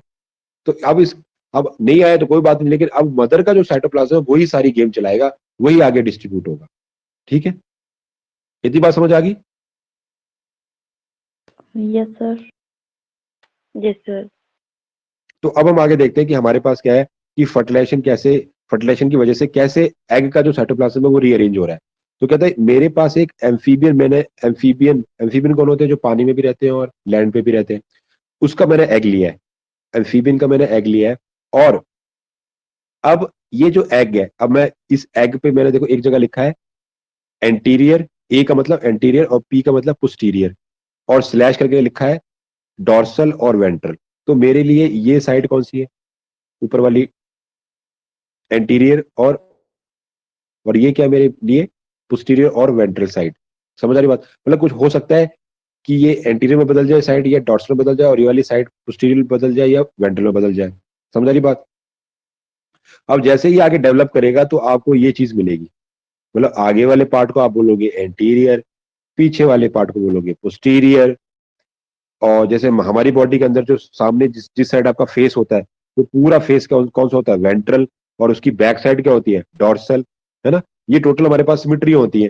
तो यहाँ पर उसने आपको शो किया हुआ है कि एक ऑर्गेनिज्म बन गया, जो उसका आगे वाला हिस्सा वो एंटीरियर कहलाता है, जहाँ हेड होता है, जिस साइड पैर होते हैं उसको बोलते हैं पोस्टीरियर पार्ट, राइट। उसके अलावा जो वेंट्रल साइड होती है, वेंट्रल साइड की साइड होती है जिस साइड आपकी बैली होती है, मतलब। सर ये जो सेकंड डायग्राम आपने बनाया ना, ये बता दो क्योंकि आवाज कट की थी सारी। अच्छा, हम बात कर रहे हैं कि जो मेरे पास एक एग है एम्फीबियन कैटेगरी का, और आगे वो अब डेवलप कर रहा है। तो मतलब उसमें हम बात करें कि जैसे आपकी एंटीरियर और डॉर्सल ये साइड शो की है कि एम्फीबियन के अंदर, जो एम्फीबियन कैटेगरी का जो एग है उसके अंदर हम एंटीरियर और डॉर्सल साइड हमारी एक साइड है, और पोस्टीरियर और वेंट्रल एक साइड है। लेकिन जैसे वो एग एक बॉडी के अंदर कन्वर्ट हुआ, तो जो आप अभी जो मेंशन कर रहे थे, उसमें ये आपकी हेड वाला पार्ट क्या हो गया, एंटीरियर, नीचे वाला पार्ट कैसा हो गया, पोस्टीरियर। इतनी बात समझ आ गई, मतलब जहां हेड होता है वो एंटीरियर, जहां इस साइड फीट होते हैं आपके, वो पोस्टीरियर पार्ट हो जाता है। उसके अलावा वेंट्रल साइड कौन सी होती है? जिस साइड आपका बेली होती है, मतलब पेट जिस साइड निकला होता है बॉडी का, या फेस जिस साइड होता है, उसको बोलते हैं वेंट्रल साइड। और जो आपकी बैक साइड होती है उसको बोलते हैं हम डॉर्सल। वो कौन सी होती है? आपकी बैक साइड। मतलब आपकी बॉडी के अंदर जो आपकी बैक है वो होती है डॉर्सल साइड, जिस साइड आपका बेली है या जिस साइड आपका फेस है वो होता है आपकी वेंट्रल साइड। तो ये पोजीशन आपने याद, और उसके अलावा राइट लेफ्ट भी होता है आपका। क्योंकि राइट लेफ्ट क्यों होता है? क्योंकि वेंट्रल साइड और डॉर्सल साइड आपस में जैसे मैं इसको डायग्राम से ड्रॉ करता हूँ, जैसे मेरे पास क्या है, आपके पास दो साइड है। जैसे ये आपकी जो आपको ये दिख रहा है ये आपका फ्रंट है, यानी ये वेंट्रल साइड है। वेंट्रल साइड है जो दिख रहा है। अब इसके पीछे वाला आपको दिख नहीं रहा तो मैंने वो यहां बना दिया, ये आपकी है डॉर्सल साइड। क्या है? Dorsal side. तो ये आपकी आ गई डॉर्सल साइड, ये आपकी आ गई वेंट्रल साइड। ठीक है, इन दोनों को मैंने अलग अलग कर दिया। अब जब मैं इन दोनों को एक दूसरे के ऊपर रखूंगा, जैसे फॉर एग्जांपल आप अपने एक हैंड को दूसरे हैंड को, जैसे हम नमस्ते करते हैं वो वाले जेस्चर में आओ, तो दोनों आपके जो पाम है वो आप आपस में मीट कर रहे हैं, कर रहे हैं। अगर आप अपने दोनों पाम को अपने से मीट करवाओ तो दोनों मीट करेंगे एक दूसरे के ऊपर। वो बिल्कुल एक दूसरे की इमेज है तो दोनों अटैच हो गए। अटैच होने पर आपने देखा कि जिस पार्ट से वो अटैच हुए, मतलब आपको पता है, जैसे आप क्या करोगे, जैसे मैं इस वेंट्रल साइड को इसके ऊपर रख दूंगा, फॉर एग्जांपल मैंने आपको जैसे मैं शो कर रहा हूं, मैंने क्या किया, मैंने यहां पर वेंट्रल साइड इसके ऊपर रख दी। तो वेंट्रल साइड और डॉर्सल साइड जहां पर अटैच करते हैं, जहां से वो अटैच करेंगे, अटैच कहां से करेंगे? इस पॉइंट से, किनारे से, क्योंकि बीच में तो कैविटी रखनी है। मेरी बात समझ आ रही है? आपके पल्ले पड़ रही है? दोनों जने की समझ में आ रही है बेटा मैं क्या समझा रहा हूँ? Yes sir. यस जैसे आप सर। जैसे आप अपने दोनों हाथों को जोड़ोगे, नमस्ते करोगे, तो बीच में कैविटी, आप मतलब उसको चिपकाओ मत पूरी तरीके से, आप सिर्फ किनारे से हाथ को चिपकाओ और बीच में कैविटी बन रही है। तो वो कैविटी तो इंपॉर्टेंट है क्योंकि वहां पे सारे ऑर्गन्स आएंगे। और लेकिन जहां से आपकी बॉडी चिपकी है, आपकी वेंट्रल और डॉर्सल जो साइड आपस में चिपके हैं उनको बोलते हैं लेटरल साइड। किनारे वाले को क्या बोलते हो? लेटरल। जहां से वो से मीट करते हैं, मतलब डॉर्सल और वेंट्रल आपस में मीट करते हैं, उनको बोलते हैं लेटरल साइड। क्या बोलते हैं? Lateral side. और यही लेटरल साइड एक को आप बोलते हो, एक डायरेक्शन को लेफ्ट और दूसरे को बोलते हो राइट। क्लियर है? मतलब एक साइड आपकी कौन सी हो जाती है? राइट, और दूसरी क्या हो जाती है? लेफ्ट। क्लियर हो गया? समझ आ गई बात है? Yes sir. Yes sir. Okay okay okay, आगे कंटिन्यू करते हैं, फिर आगे कंटिन्यू करते हैं। तो आगे हमारे पास आ गया कि हमने ये बात समझ ली, अब आगे देखते हैं।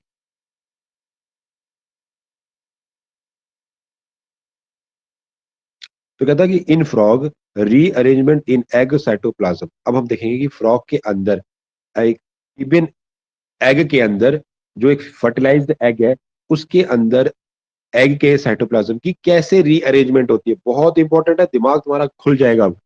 थोड़ा ध्यान से देखना हुआ क्या है।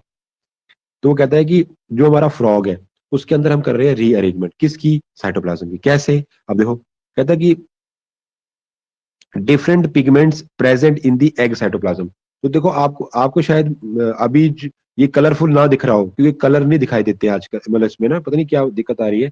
लेकिन जब आप उसकी पीडीएफ फाइल देखोगे तो मैंने सारा ये कलरफुल बनाया हुआ है, तो आपको जजमेंट हो जाएगी। क्योंकि मैं अभी बोलूंगा कि भाई यहाँ कलरफुल दिख रहा है, आप बोलोगे सर कलर तो दिखाई नहीं दे रहे, है ना? तो जब आप उसको दिख रहे हैं क्या कलर? आपको इसके अंदर कलर दिखाई दे रहे हैं बेटा?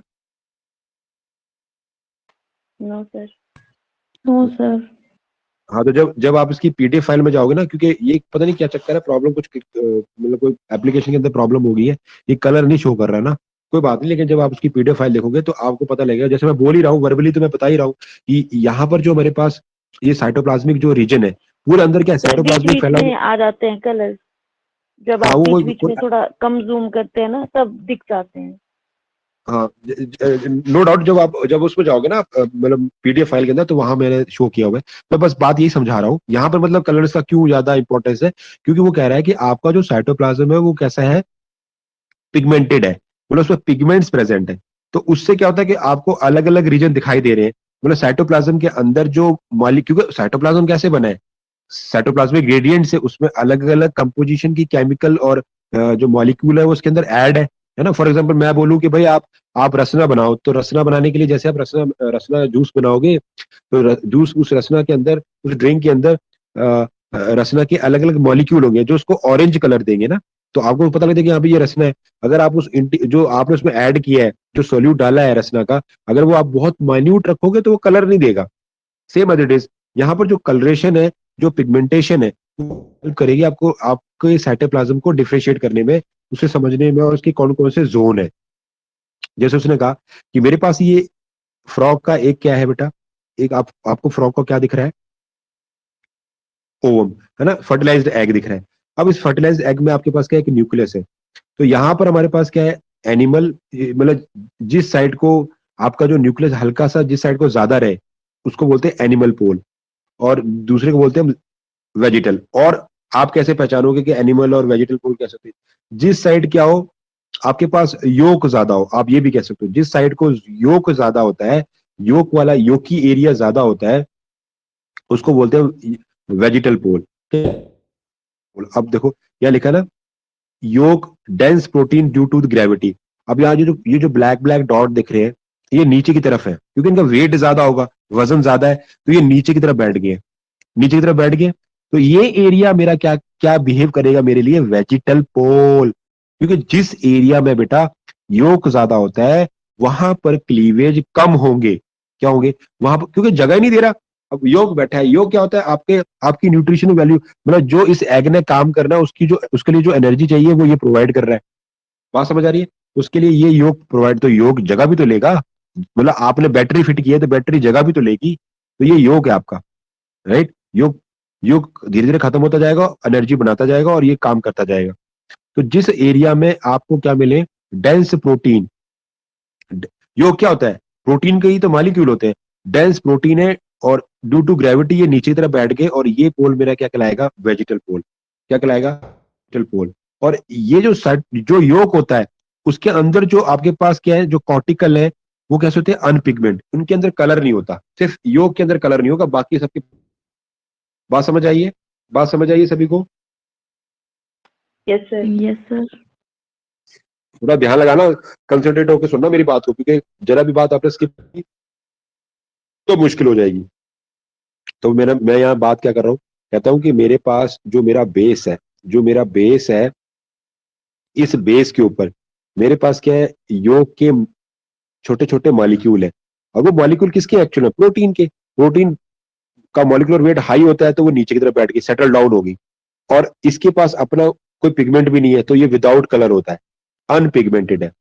यहाँ का जो ये जो कॉर्टिकल साइटोप्लाज्म है, वो कैसा है बेटा, अनपिगमेंटेड। कैसा है, अनपिगमेंटेड।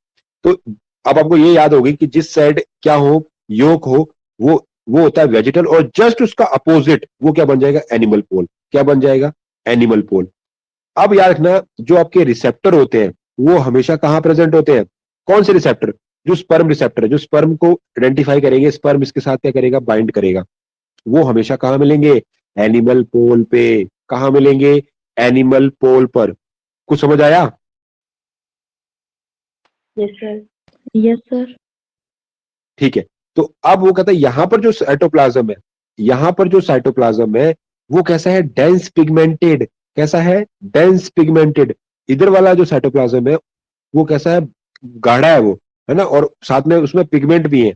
तो वो जो पिगमेंटेशन है, जो पिगमेंट मॉलिक्यूल है, वो बहुत ज्यादा है उसमें, मतलब कंसंट्रेटेड फॉर्म में, डेंस फॉर्म में, इसलिए वो आपको कलरफुल दिख रहा है। ये एरिया जो मैं आपको मेंशन कर रहा हूँ, ये एरिया कैसा है, बहुत ज्यादा, बहुत ज्यादा क्या है, पिगमेंटेड है।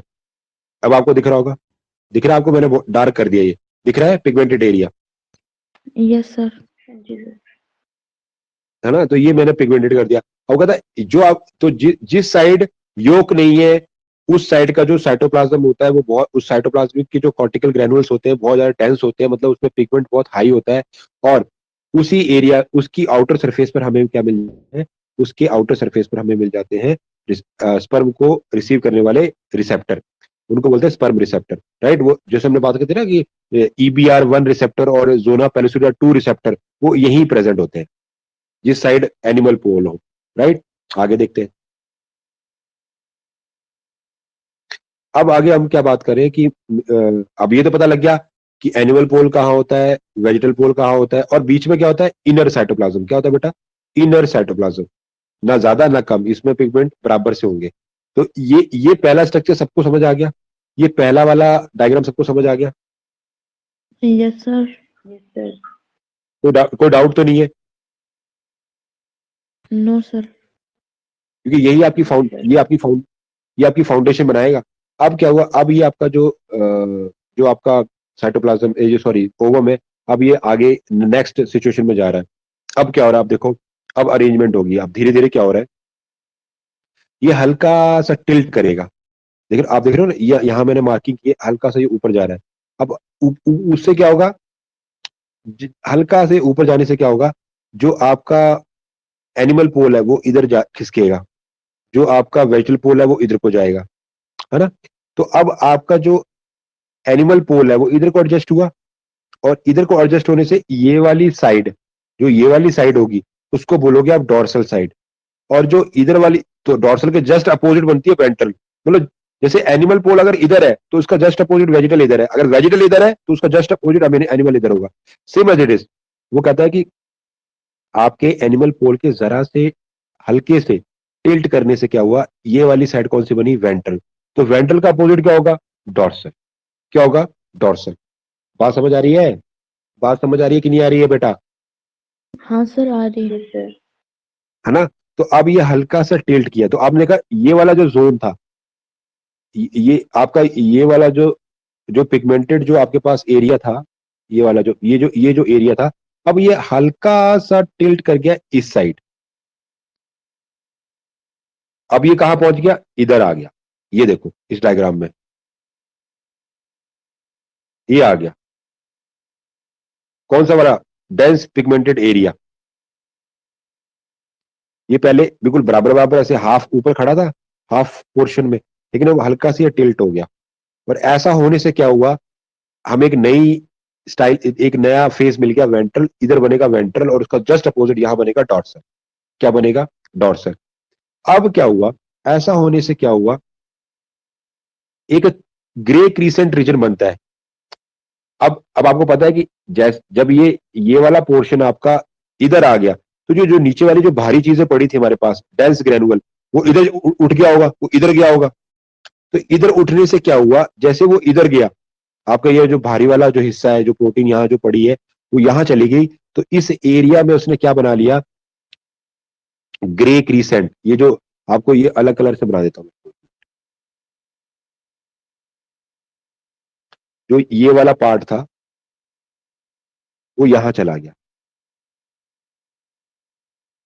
समझ रही बात। और ऐसा होने से क्या हो गया, आपको ऐसा होने से क्या हुआ, आपको एक नया रीजन बना जिसका नाम है ग्रे क्रीसेंट। क्या नाम है, ग्रे क्रीसेंट।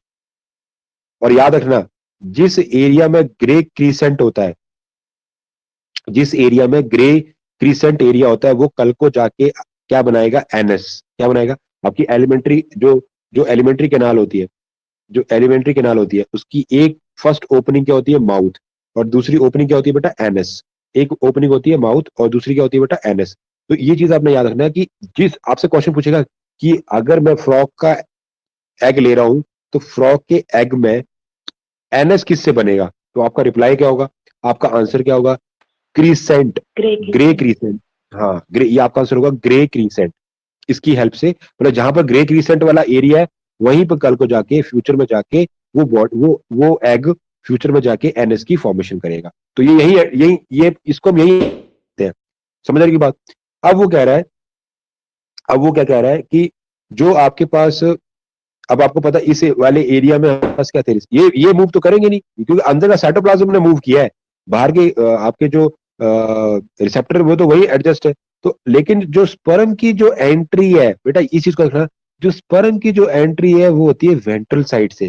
किसके, एग की वेंट्रल साइड, जहां आपकी वेंट्रल साइड बन रही है। मतलब आप ये भी कह सकते हो कि स्पर्म, जहां, दोनों बातें एक ही बात है कि जहां से स्पर्म एंटर करता है, जहां से स्पर्म फ्यूज करता है, वो साइड बनाती है वेंट्रल। ये भी कह सकते हो, जहां से स्पर्म एंटर करता है वो बनाती है वेंट्रल। या वो कौन सा साइड होती है, एनिमल पोल। कौन सा होता है, आप ये बोल सकते हो कि जहां से स्पर्म एंटर करता है वो हमेशा आपका एनिमल, देखा ना ये एनिमल पोल यहाँ पे टिल्ट कर गया है और वहीं से आपका स्पर्म एंटर कर रहा है, तो आप ये बोल सकते एंट्री होती है वो आपका क्या बनाता है, एनिमल पोल। क्या बनता है वो वाला एरिया, कौन सा होता है, एनिमल पोल। मतलब एनिमल पोल जहां पर भी होगा एग के ऊपर, वही उसी जगह से स्पर्म, उसी साइड से, उसी फेज पर आपका स्पर्म आपके रिसेप्टर के साथ अटैच करेगा। इतनी बात क्लियर होगी? इतनी बात समझ आ गई? Yes sir. ओके ओके, आगे कंटिन्यू करते हैं।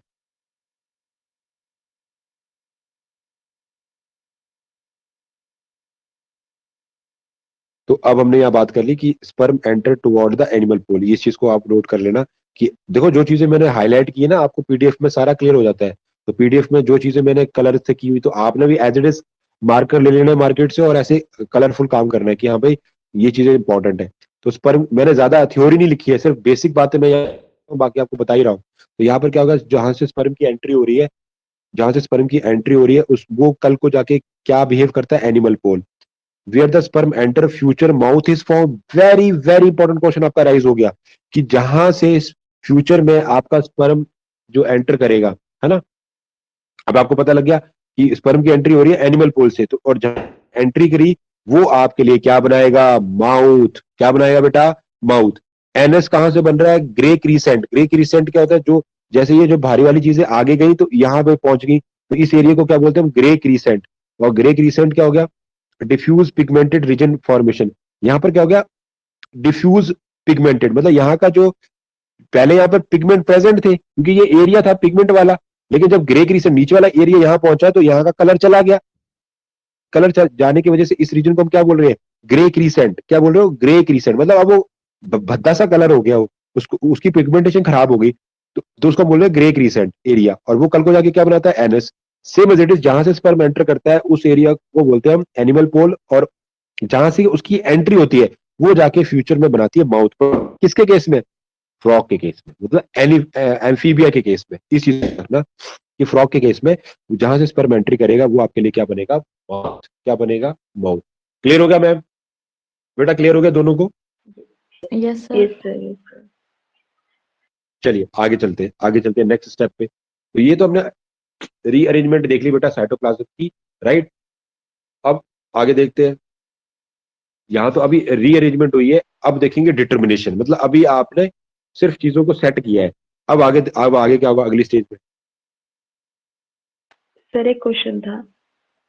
हाँ जी मैम। ऐसा ये जो जब मतलब ये योग ना ऊपर को चला जाएगा तो यहाँ पर क्या स्पेस खाली रह जाएगा? नहीं नहीं, स्पेस क्यों खाली होगा, वो ये ऊपर वाली चीज आई है ना, ये वाली देखो ना, ये पूरा जैसे घड़ी घूम, जैसे पूरा बैच घूमेगा ना, ये पूरा बैच घूम जाएगा, ये सारा ऐसे रोटेट करेगा, तो रोटेशन से ये नीचे इधर आ गई और ये ऊपर चली गई। सिंपल। Okay okay sir. हाँ, आगे देखते हैं।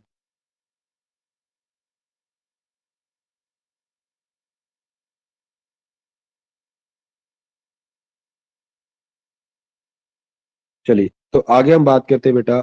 आगे जो हम बात करने जा रहे हैं, अब आगे क्या देख रहे हो, arrangement of egg cytoplasm, set the stage for determination.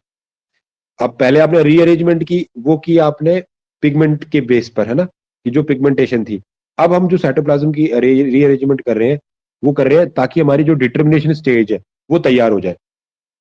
और डिटर्मिनेशन स्टेज क्या होती है, जिसके अंदर आप ये देखते हो कि क्योंकि हमने पीछे पढ़ा है, पहले हमने स्पेसिफिकेशन की फिर हमने डिटर्मिनेशन की। तो डिटर्मिनेशन में जाके मतलब वहां पर जो फ्यूचर में जो सेल आएंगी उस एरिया के अंदर वो डिटर्मिनेट हो जाएंगी, वो वही काम करेंगी। ठीक है, तो अब इसको समझना पड़ेगा। अब क्या होगा, तो कहता है कि जो आपके पास रीअरेंजमेंट हो रही है एग के साइटोप्लाज्म की, जिससे आपको क्या होगा, आपको कौन सी क्या कर रहे हो, आप क्या सेटिंग किसकी कर रहे हो, दी स्टेज फॉर डिटर्मिनेशन। आपको डिटर्मिनेशन वाली मतलब ये पक्का हो जाए कि इस एग का कौन सा, ओवम नहीं बोलना क्योंकि फर्टिलाइज्ड है, कौन सा एग का कौन सा हिस्सा क्या बनाएगा, उसको हमने यहाँ पे डिटरमाइन करना है। क्या करना है बेटा, उसकी उसकी डिटर्मिनेशन करनी है। बात समझ में आ रही है सभी को, बात समझ में आ रही है? Yes sir. तो देखो ये मेरा है एनिमल पोल। एनिमल पोल हमेशा कलरफुल होता है, मतलब पिगमेंटेड होता है, और वहीं पर सारे के सारे आपके रिसेप्टर, जो स्पर्म को रिसीव करने वाले रिसेप्टर होते हैं वो प्रेजेंट होते हैं। दूसरा, उसके जस्ट अपोजिट क्या होता है, वेजिटल पोल। और वेजिटल पोल पे हमारे पास कौन सा क्या होता है, योग अवेलेबल होता है। क्या होता है, योग अवेलेबल। अब देखो, अब आपकी और खतरनाक चीज होने वाली है। अब क्या हुआ कि ये मेरे पास क्या है, ओवम था मेरा। अब इस ओवम में क्या था, अब आप बीच में देख रहे हो छोटे छोटे मेरे पास क्या है, ग्रेनुल्स हैं।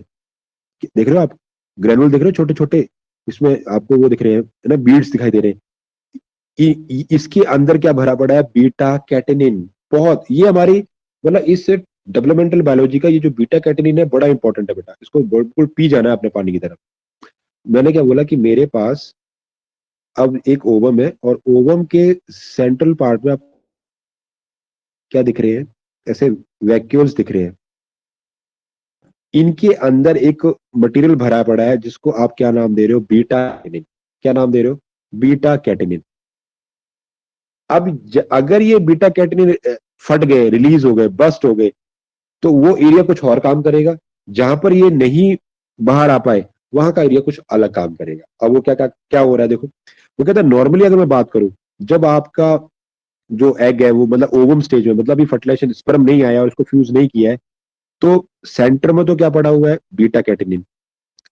बीटा कैटेनिन चुप क्यों है, क्योंकि उसके ऊपर उसको इनहिबिट किया गया है, किसके थ्रू, ऑक्सिन।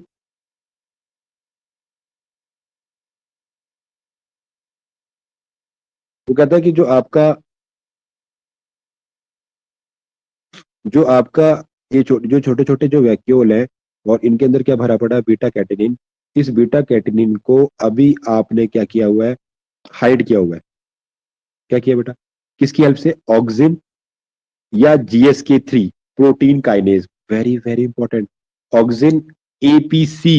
क्या नाम है इसका पूरा, ऑक्सिन APC या GSK3। बेटा ये याद करने पड़ेंगे, आपको लग रहा है कैसे हम याद रखेंगे, जब आप बार बार, क्योंकि क्वेश्चन यहीं से पुट करेगा सीधा। हमने ज्यादा मटेरियल नहीं पढ़ना, पर जो पढ़ना है ना वो स्पेसिफिक पढ़ना है, जो चीजें आती है। तो ये होती टिपिकल है, इसलिए फिर बच्चे ध्यान नहीं लगाते या छोड़ देते, स्किप कर देते हैं।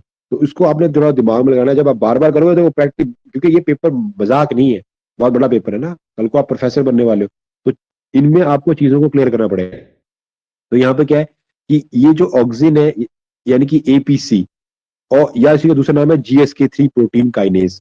GSK3 प्रोटीन काइनेज, ये आपको दिख रहे हैं, ये यहाँ पे अवेलेबल है। और जब तक ये अवेलेबल रहेगा तो ये बीटा कैटेनिन को फंक्शन नहीं करने देगा, काम नहीं करने देगा। समझ आ रही बात। उसके अलावा हमारे पास एक और हमारे पास यहाँ पर फैक्टर अवेलेबल है, जिसको बोलते हैं डाई शेल्फ। क्या बोलते हो, डाई शेल्फ प्रोटीन। ये बीटा कैटेनिन है, ये क्या, डाई शेल्फ प्रोटीन, DSH। क्या बोलते हो, डाई शेल्फ। क्या बोलते हो, डाई शेल्फ, है ना।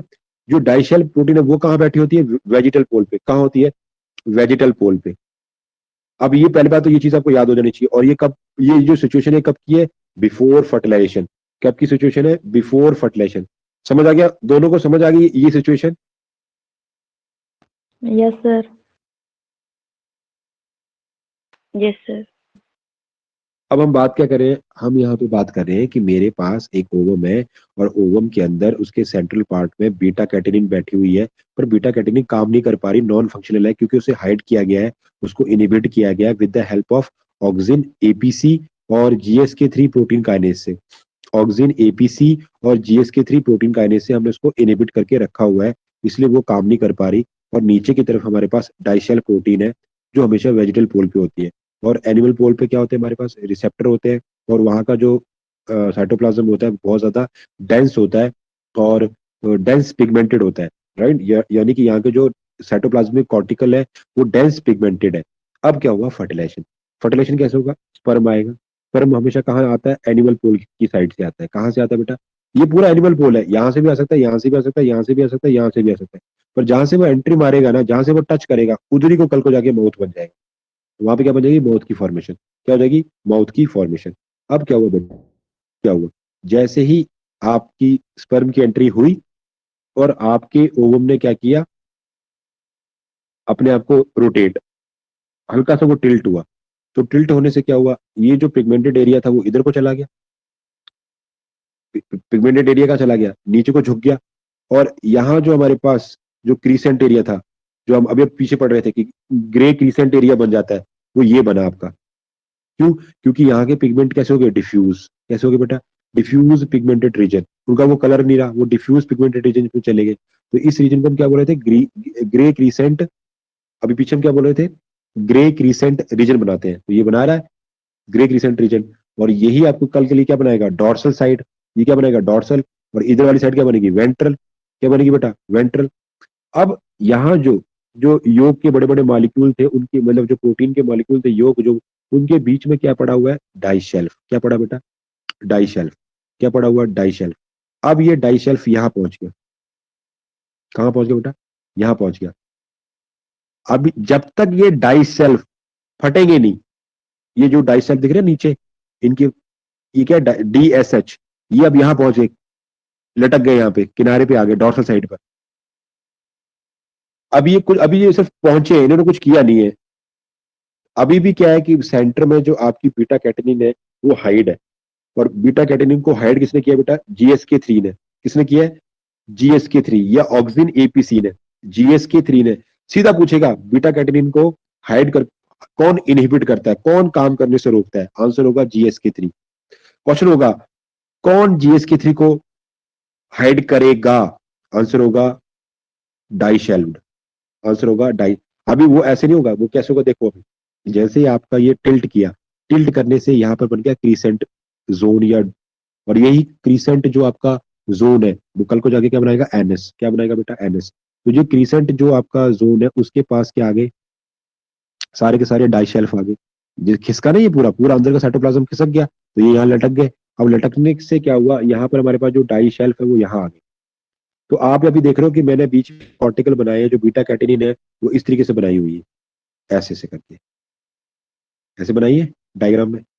तो ये जो आपको दिख रहा है डायग्राम, ये जो डायग्राम है जो ऐसे मैंने कट किया है, मतलब ये बीटा कैटेनिन है और वो नॉन फंक्शनल है। क्यों नॉन फंक्शनल है, क्योंकि उसके ऊपर कौन बैठा हुआ है, GSK3, उसको इनिबिट करके बैठा हुआ है बीटा कैटेनिन को, या ऑक्सिन APC ने इनिबिट करके किया किसको, बीटा कैटेनिन को। ये दोनों डायग्राम समझ में आ गए, ये दोनों डायग्राम समझ में आ गए बेटा आप लोगों को। हाँ जी सर। Yes sir. आगे देखते हैं फिर।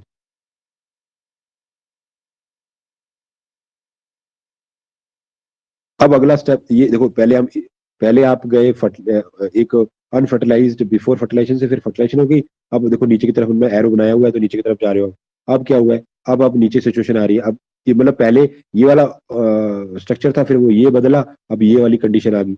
अब इसको हम देख लेते हैं, यहाँ पर क्या होगा, यहाँ पर क्या होगा, अब क्या हुआ, अब आपका जो ओवम है, जो फर्टिलाइज्ड ओवम एग है जो आपका, अब उसमें क्या होगा, डॉर्सल इनरिचमेंट। यहां पर क्या हुआ कि जैसे ही आपके पास क्या हुआ, जैसे ही ये जो आपके क्या थे, डाई शेल्फ जैसे ही इस साइड पर आए, इस साइड पर आते ही क्या होगा बेटा, ये फट जाएंगे। फटते ही ये अपने अंदर का क्या रिलीज करेंगे, DSH, और DSH के सिक्रीशन से क्या होगा, डाई शेल्फ के सिक्रीशन से क्या होगा, जो आपकी ये जो रिलीज करेंगे केमिकल, उसके रिलीज होने से बीटा कैटेनिन, इस एरिया की जो बीटा कैटेनिन, देखो ये जो गोले गोले मैंने बनाए हैं, ये बीटा कैटेनिन के मैंने ऊपर से ये वाला जो साइन है, जो ये क्रॉस वाला, ये हटा दिया मैंने। ये सारे के सारे एक्टिवेट, समझ आ रही बात। जैसे इन्होंने अपना रिलीज किया, और वो क्या रिलीज किया बेटा, GBP, क्या रिलीज किया, GBP। ये जो GBP है ये GSK3 को इनहिबिट कर देगा, ये याद रखना बेटा। यानी कि जो ये डाई शेल्फ था, डाई शेल्फ ने क्या रिलीज किया, GBP, DSH ने क्या रिलीज किया, GBP, और ये GBP इनहिबिट कर देगा GSK3 को। किसको इनहिबिट करेगा, GSK3। जबकि GSK3 का नॉर्मल फंक्शन क्या है, बीटा कैटेनिन को हाइड करके रखना। लेकिन अब एक और नया हीरो आ गया, उसने GBP को पकड़ लिया है, सॉरी GSK3 को पकड़ लिया है। तो जब GSK3 नॉन फंक्शनल हो जाएगा, तो ये रोक ही नहीं पाएगा बीटा कैटेनिन को, समझ आएगी बात। तो हमने डाई शेल्फ जैसे यहाँ पर आए, और उनके सिक्रीशन से हमें GBP मिला, और GBP ने क्या किया, GSK3 को हाइड कर दिया। अब ये कैसा हो गया, नॉन फंक्शनल। जब GSK3 नॉन फंक्शनल हो जाएगा, तो बीटा कैटेनिन कैसे हो जाएगा, फंक्शनल। कैसा हो जाएगा बेटा, तो जहां तक मैंने जो आपको कलर किया हुआ यहाँ पे, ये वाला पार्ट, ये वाले पार्ट का जो बीटा कैटेनिन है वो क्या करेगा, फंक्शनल हो जाएगा। बाकी वाला नहीं, क्योंकि वो दूर तक असर नहीं कर रहा, जहां तक पहुंच गया तो वो इतने इतने एरिया में पहुंच पाया आपका जीबीपी जो डाइशेल्फ था। जो आपके डीएसएच थे, जो आपके डाइशेल्फ थे वो यही बैठे थे, उन्होंने बस अपने आसपास के एरिया में वो रिलीज किया क्या, जीबीपी, और किसको हाइड कर दिया बेटा, जीएसके को, जीएसके 3 को हाइड कर दिया। अब ये वालों को नहीं कर पाया वो, तो ये अभी भी बीटा कैटेनिन बंद ही बैठे हैं, राइट। उससे क्या होगा, उससे क्या होगा, जैसे ये आपके पास होगा, अब ये आपके पास क्या बन गया आपकी, अब आपको पता लगा ना ये आपकी कौन सी साइड बन गई बेटा, वेंट्रल साइड, ये डॉर्सल साइड बन गई है, ये वेंट्रल साइड, ये डॉर्सल साइड बन गई है। अब ये सारी इतनी सेल्स को, जितनी ये इस वाले एरिया की जितनी भी सेल है उनको क्या मिल गया है, उनके अंदर क्या एंटर कर गया है, beta catenin enter in the dorsal nuclei. मतलब डॉर्सल साइड की जो सेल्स थी, ये वेंट्रल पोल है, ये डॉर्सल पोल है, जो डॉर्सल साइड है उसकी जो सेल्स है उन सबको क्या मिल गया है, बीटा कैटेनिन। क्या मिला है बेटा, बीटा कैटेनिन। समझ आ रहा है? Yes sir. Okay okay. क्या हुआ बेटा, अब क्या हुआ है, इस साइड को क्या मिला है, बीटा। अब बीटा कैटेनिन के हम रोल देखेंगे, पर हम शाम को देखेंगे, ठीक है, अभी नहीं। अभी अब शायद मैं कोशिश करूंगा कि हम आज हम भी फ्री हैं, बच्चे भी फ्री हैं, तो हम शाम को लगभग शायद 4 बजे दोबारा क्लास लगा लें। शाम की तो होगी, मतलब एक थर्ड क्लास हमारी एक्स्ट्रा 4 बजे के आसपास हम लगाएंगे, ठीक है। मैं आपको पहले ही पूछ लूंगा, कंफर्म कर लूंगा कि सारे उस टाइम फ्री है, तो हम 4 बजे एक और क्लास को कंटिन्यू कर लेंगे।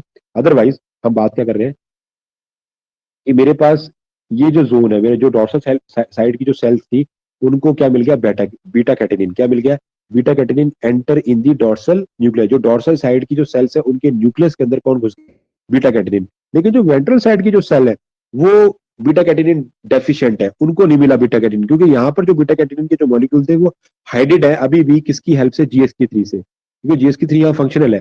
बट इस एरिया में जीएसके 3 फंक्शनल नहीं है, क्योंकि जीएसके 3 को इनिबिट कर दिया एक और अनदर मॉलिक्यूल है जिसका नाम है जीबीपी। क्या नाम है बेटा, जीबीपी, है ना। और जीबीपी को किसने सीक्रेट किया है, डीएसएच ने, यानी कि डाइशेल्फ में, किसने, डाइशेल्फ है, उसने इनिबिट 3 को, राइट। तो बीटा कैटेनिन क्या करेगा, beta catenin major signalling factor, transcription factor, और इसका ये किस फैमिली से बिलोंग करती है, अर्मेडिलो। इसको हम पढ़ेंगे थोड़ा, कोई 15-20 दिनों के बाद ये नाम दोबारा आएगा, और तब उसको आप समझोगे, मतलब एक जीन फैमिली है, उस जीन फैमिली को आर्मिडिलो, एक साइंटिस्ट थे, उन्होंने डिस्कवर किया था इस जीन फैमिली को, तो उन्हीं के नाम पर इस फैमिली का नाम पड़ गया आर्मेडिलो जीन फैमिली। और इस फैमिली से बिलोंग करती है बीटा कैटेनिन। क्वेश्चन डायरेक्ट आएगा बेटा, 101% आता है कि बीटा कैटेनिन किस फैमिली से, किस जीन फैमिली से बिलोंग करती है, और आंसर क्या नाम है उसका, आर्मेडिलो। क्या नाम है बेटा उसका, आर्मेडिलो। तो आज हम इतना ही करते हैं, क्योंकि ये बहुत टिपिकल काम हो गया है, तो आप उसको बार बार देखो और अपने नोट्स बनाओ, तो आपको ये चीजें क्लियर हो जानी चाहिए कि इस वाले एरिया को क्या मिल गया, बीटा कैटेनिन की सिग्नलिंग मतलब उसको सिग्नल मिल गया है, सिग्नलिंग फैक्टर ये काम करवाएगा। क्या काम करवाएगा अभी अब आगे देखेंगे। तो जो आपकी डॉर्सल साइड की जो सेल्स है उन सबको बीटा कैटेनिन मिल गई है, और उनके अंदर ये सारे बीटा कैटेनिन वाले सिग्नलिंग फैक्टर मिल गए हैं। और उसकी दूसरी बात, ये हमारे पास क्या है, ट्रांसक्रिप्शन फैक्टर। क्या है बेटा, ये कैसे बिहेव करेगा बीटा कैटेनिन। ट्रांसक्रिप्शन फैक्टर का मतलब होता है, बार बार ये वर्ड आएगा ट्रांसक्रिप्शन फैक्टर, इसका मतलब क्या होता है कि मेरे पास, जैसे मैं न्यूक्लियस के अंदर अभी अब मैं न्यूक्लियस के अंदर डिफाइन कर रहा हूँ कि न्यूक्लियस के अंदर क्या होता है, डीएनए, ये डीएनए है। तो डीएनए के ऊपर क्या होते हैं, जीन्स। तो इनके ऊपर फॉर एग्जांपल ये ए बी जीन्स है, ये बी जीन्स है, ये सी है, ये डी है। तो ट्रांसक्रिप्शन फैक्टर क्या होते हैं, जो इन जीन्स को काम करवाते हैं। इन जीन से क्या करवाएं बेटा, काम करवाएं, मतलब इनसे आप एमआरएनए बनवा पाओ, इनसे आप प्रोटीन बना पाओ, तो उनको बोलते हैं हम ट्रांसक्रिप्शन फैक्टर। क्या बोलते हैं बेटा, ट्रांसक्रिप्शन फैक्टर। ऐसे फैक्टर जो इन जीन से ट्रांसक्रिप्शन करवाएं। समझ आया? Yes sir. तो ये चीज आपने याद रखनी कि बीटा जो कैटेनिन है वो सिग्नलिंग फैक्टर है, और वो ट्रांसक्रिप्शन में हेल्प कर, ट्रांसक्रिप्शन फैक्टर कहलाते हैं। और वो किस फैमिली से बिलोंग करते हैं, बीटा कैटेनिन आर्मेडिलो जीन फैमिली से। ठीक है, तो आज इतना ही करते हैं, अब मिलते हैं नेक्स्ट क्लास में। ठीक है sir, thank you sir. Okay okay sir, बेटा, थैंक ओके। यू।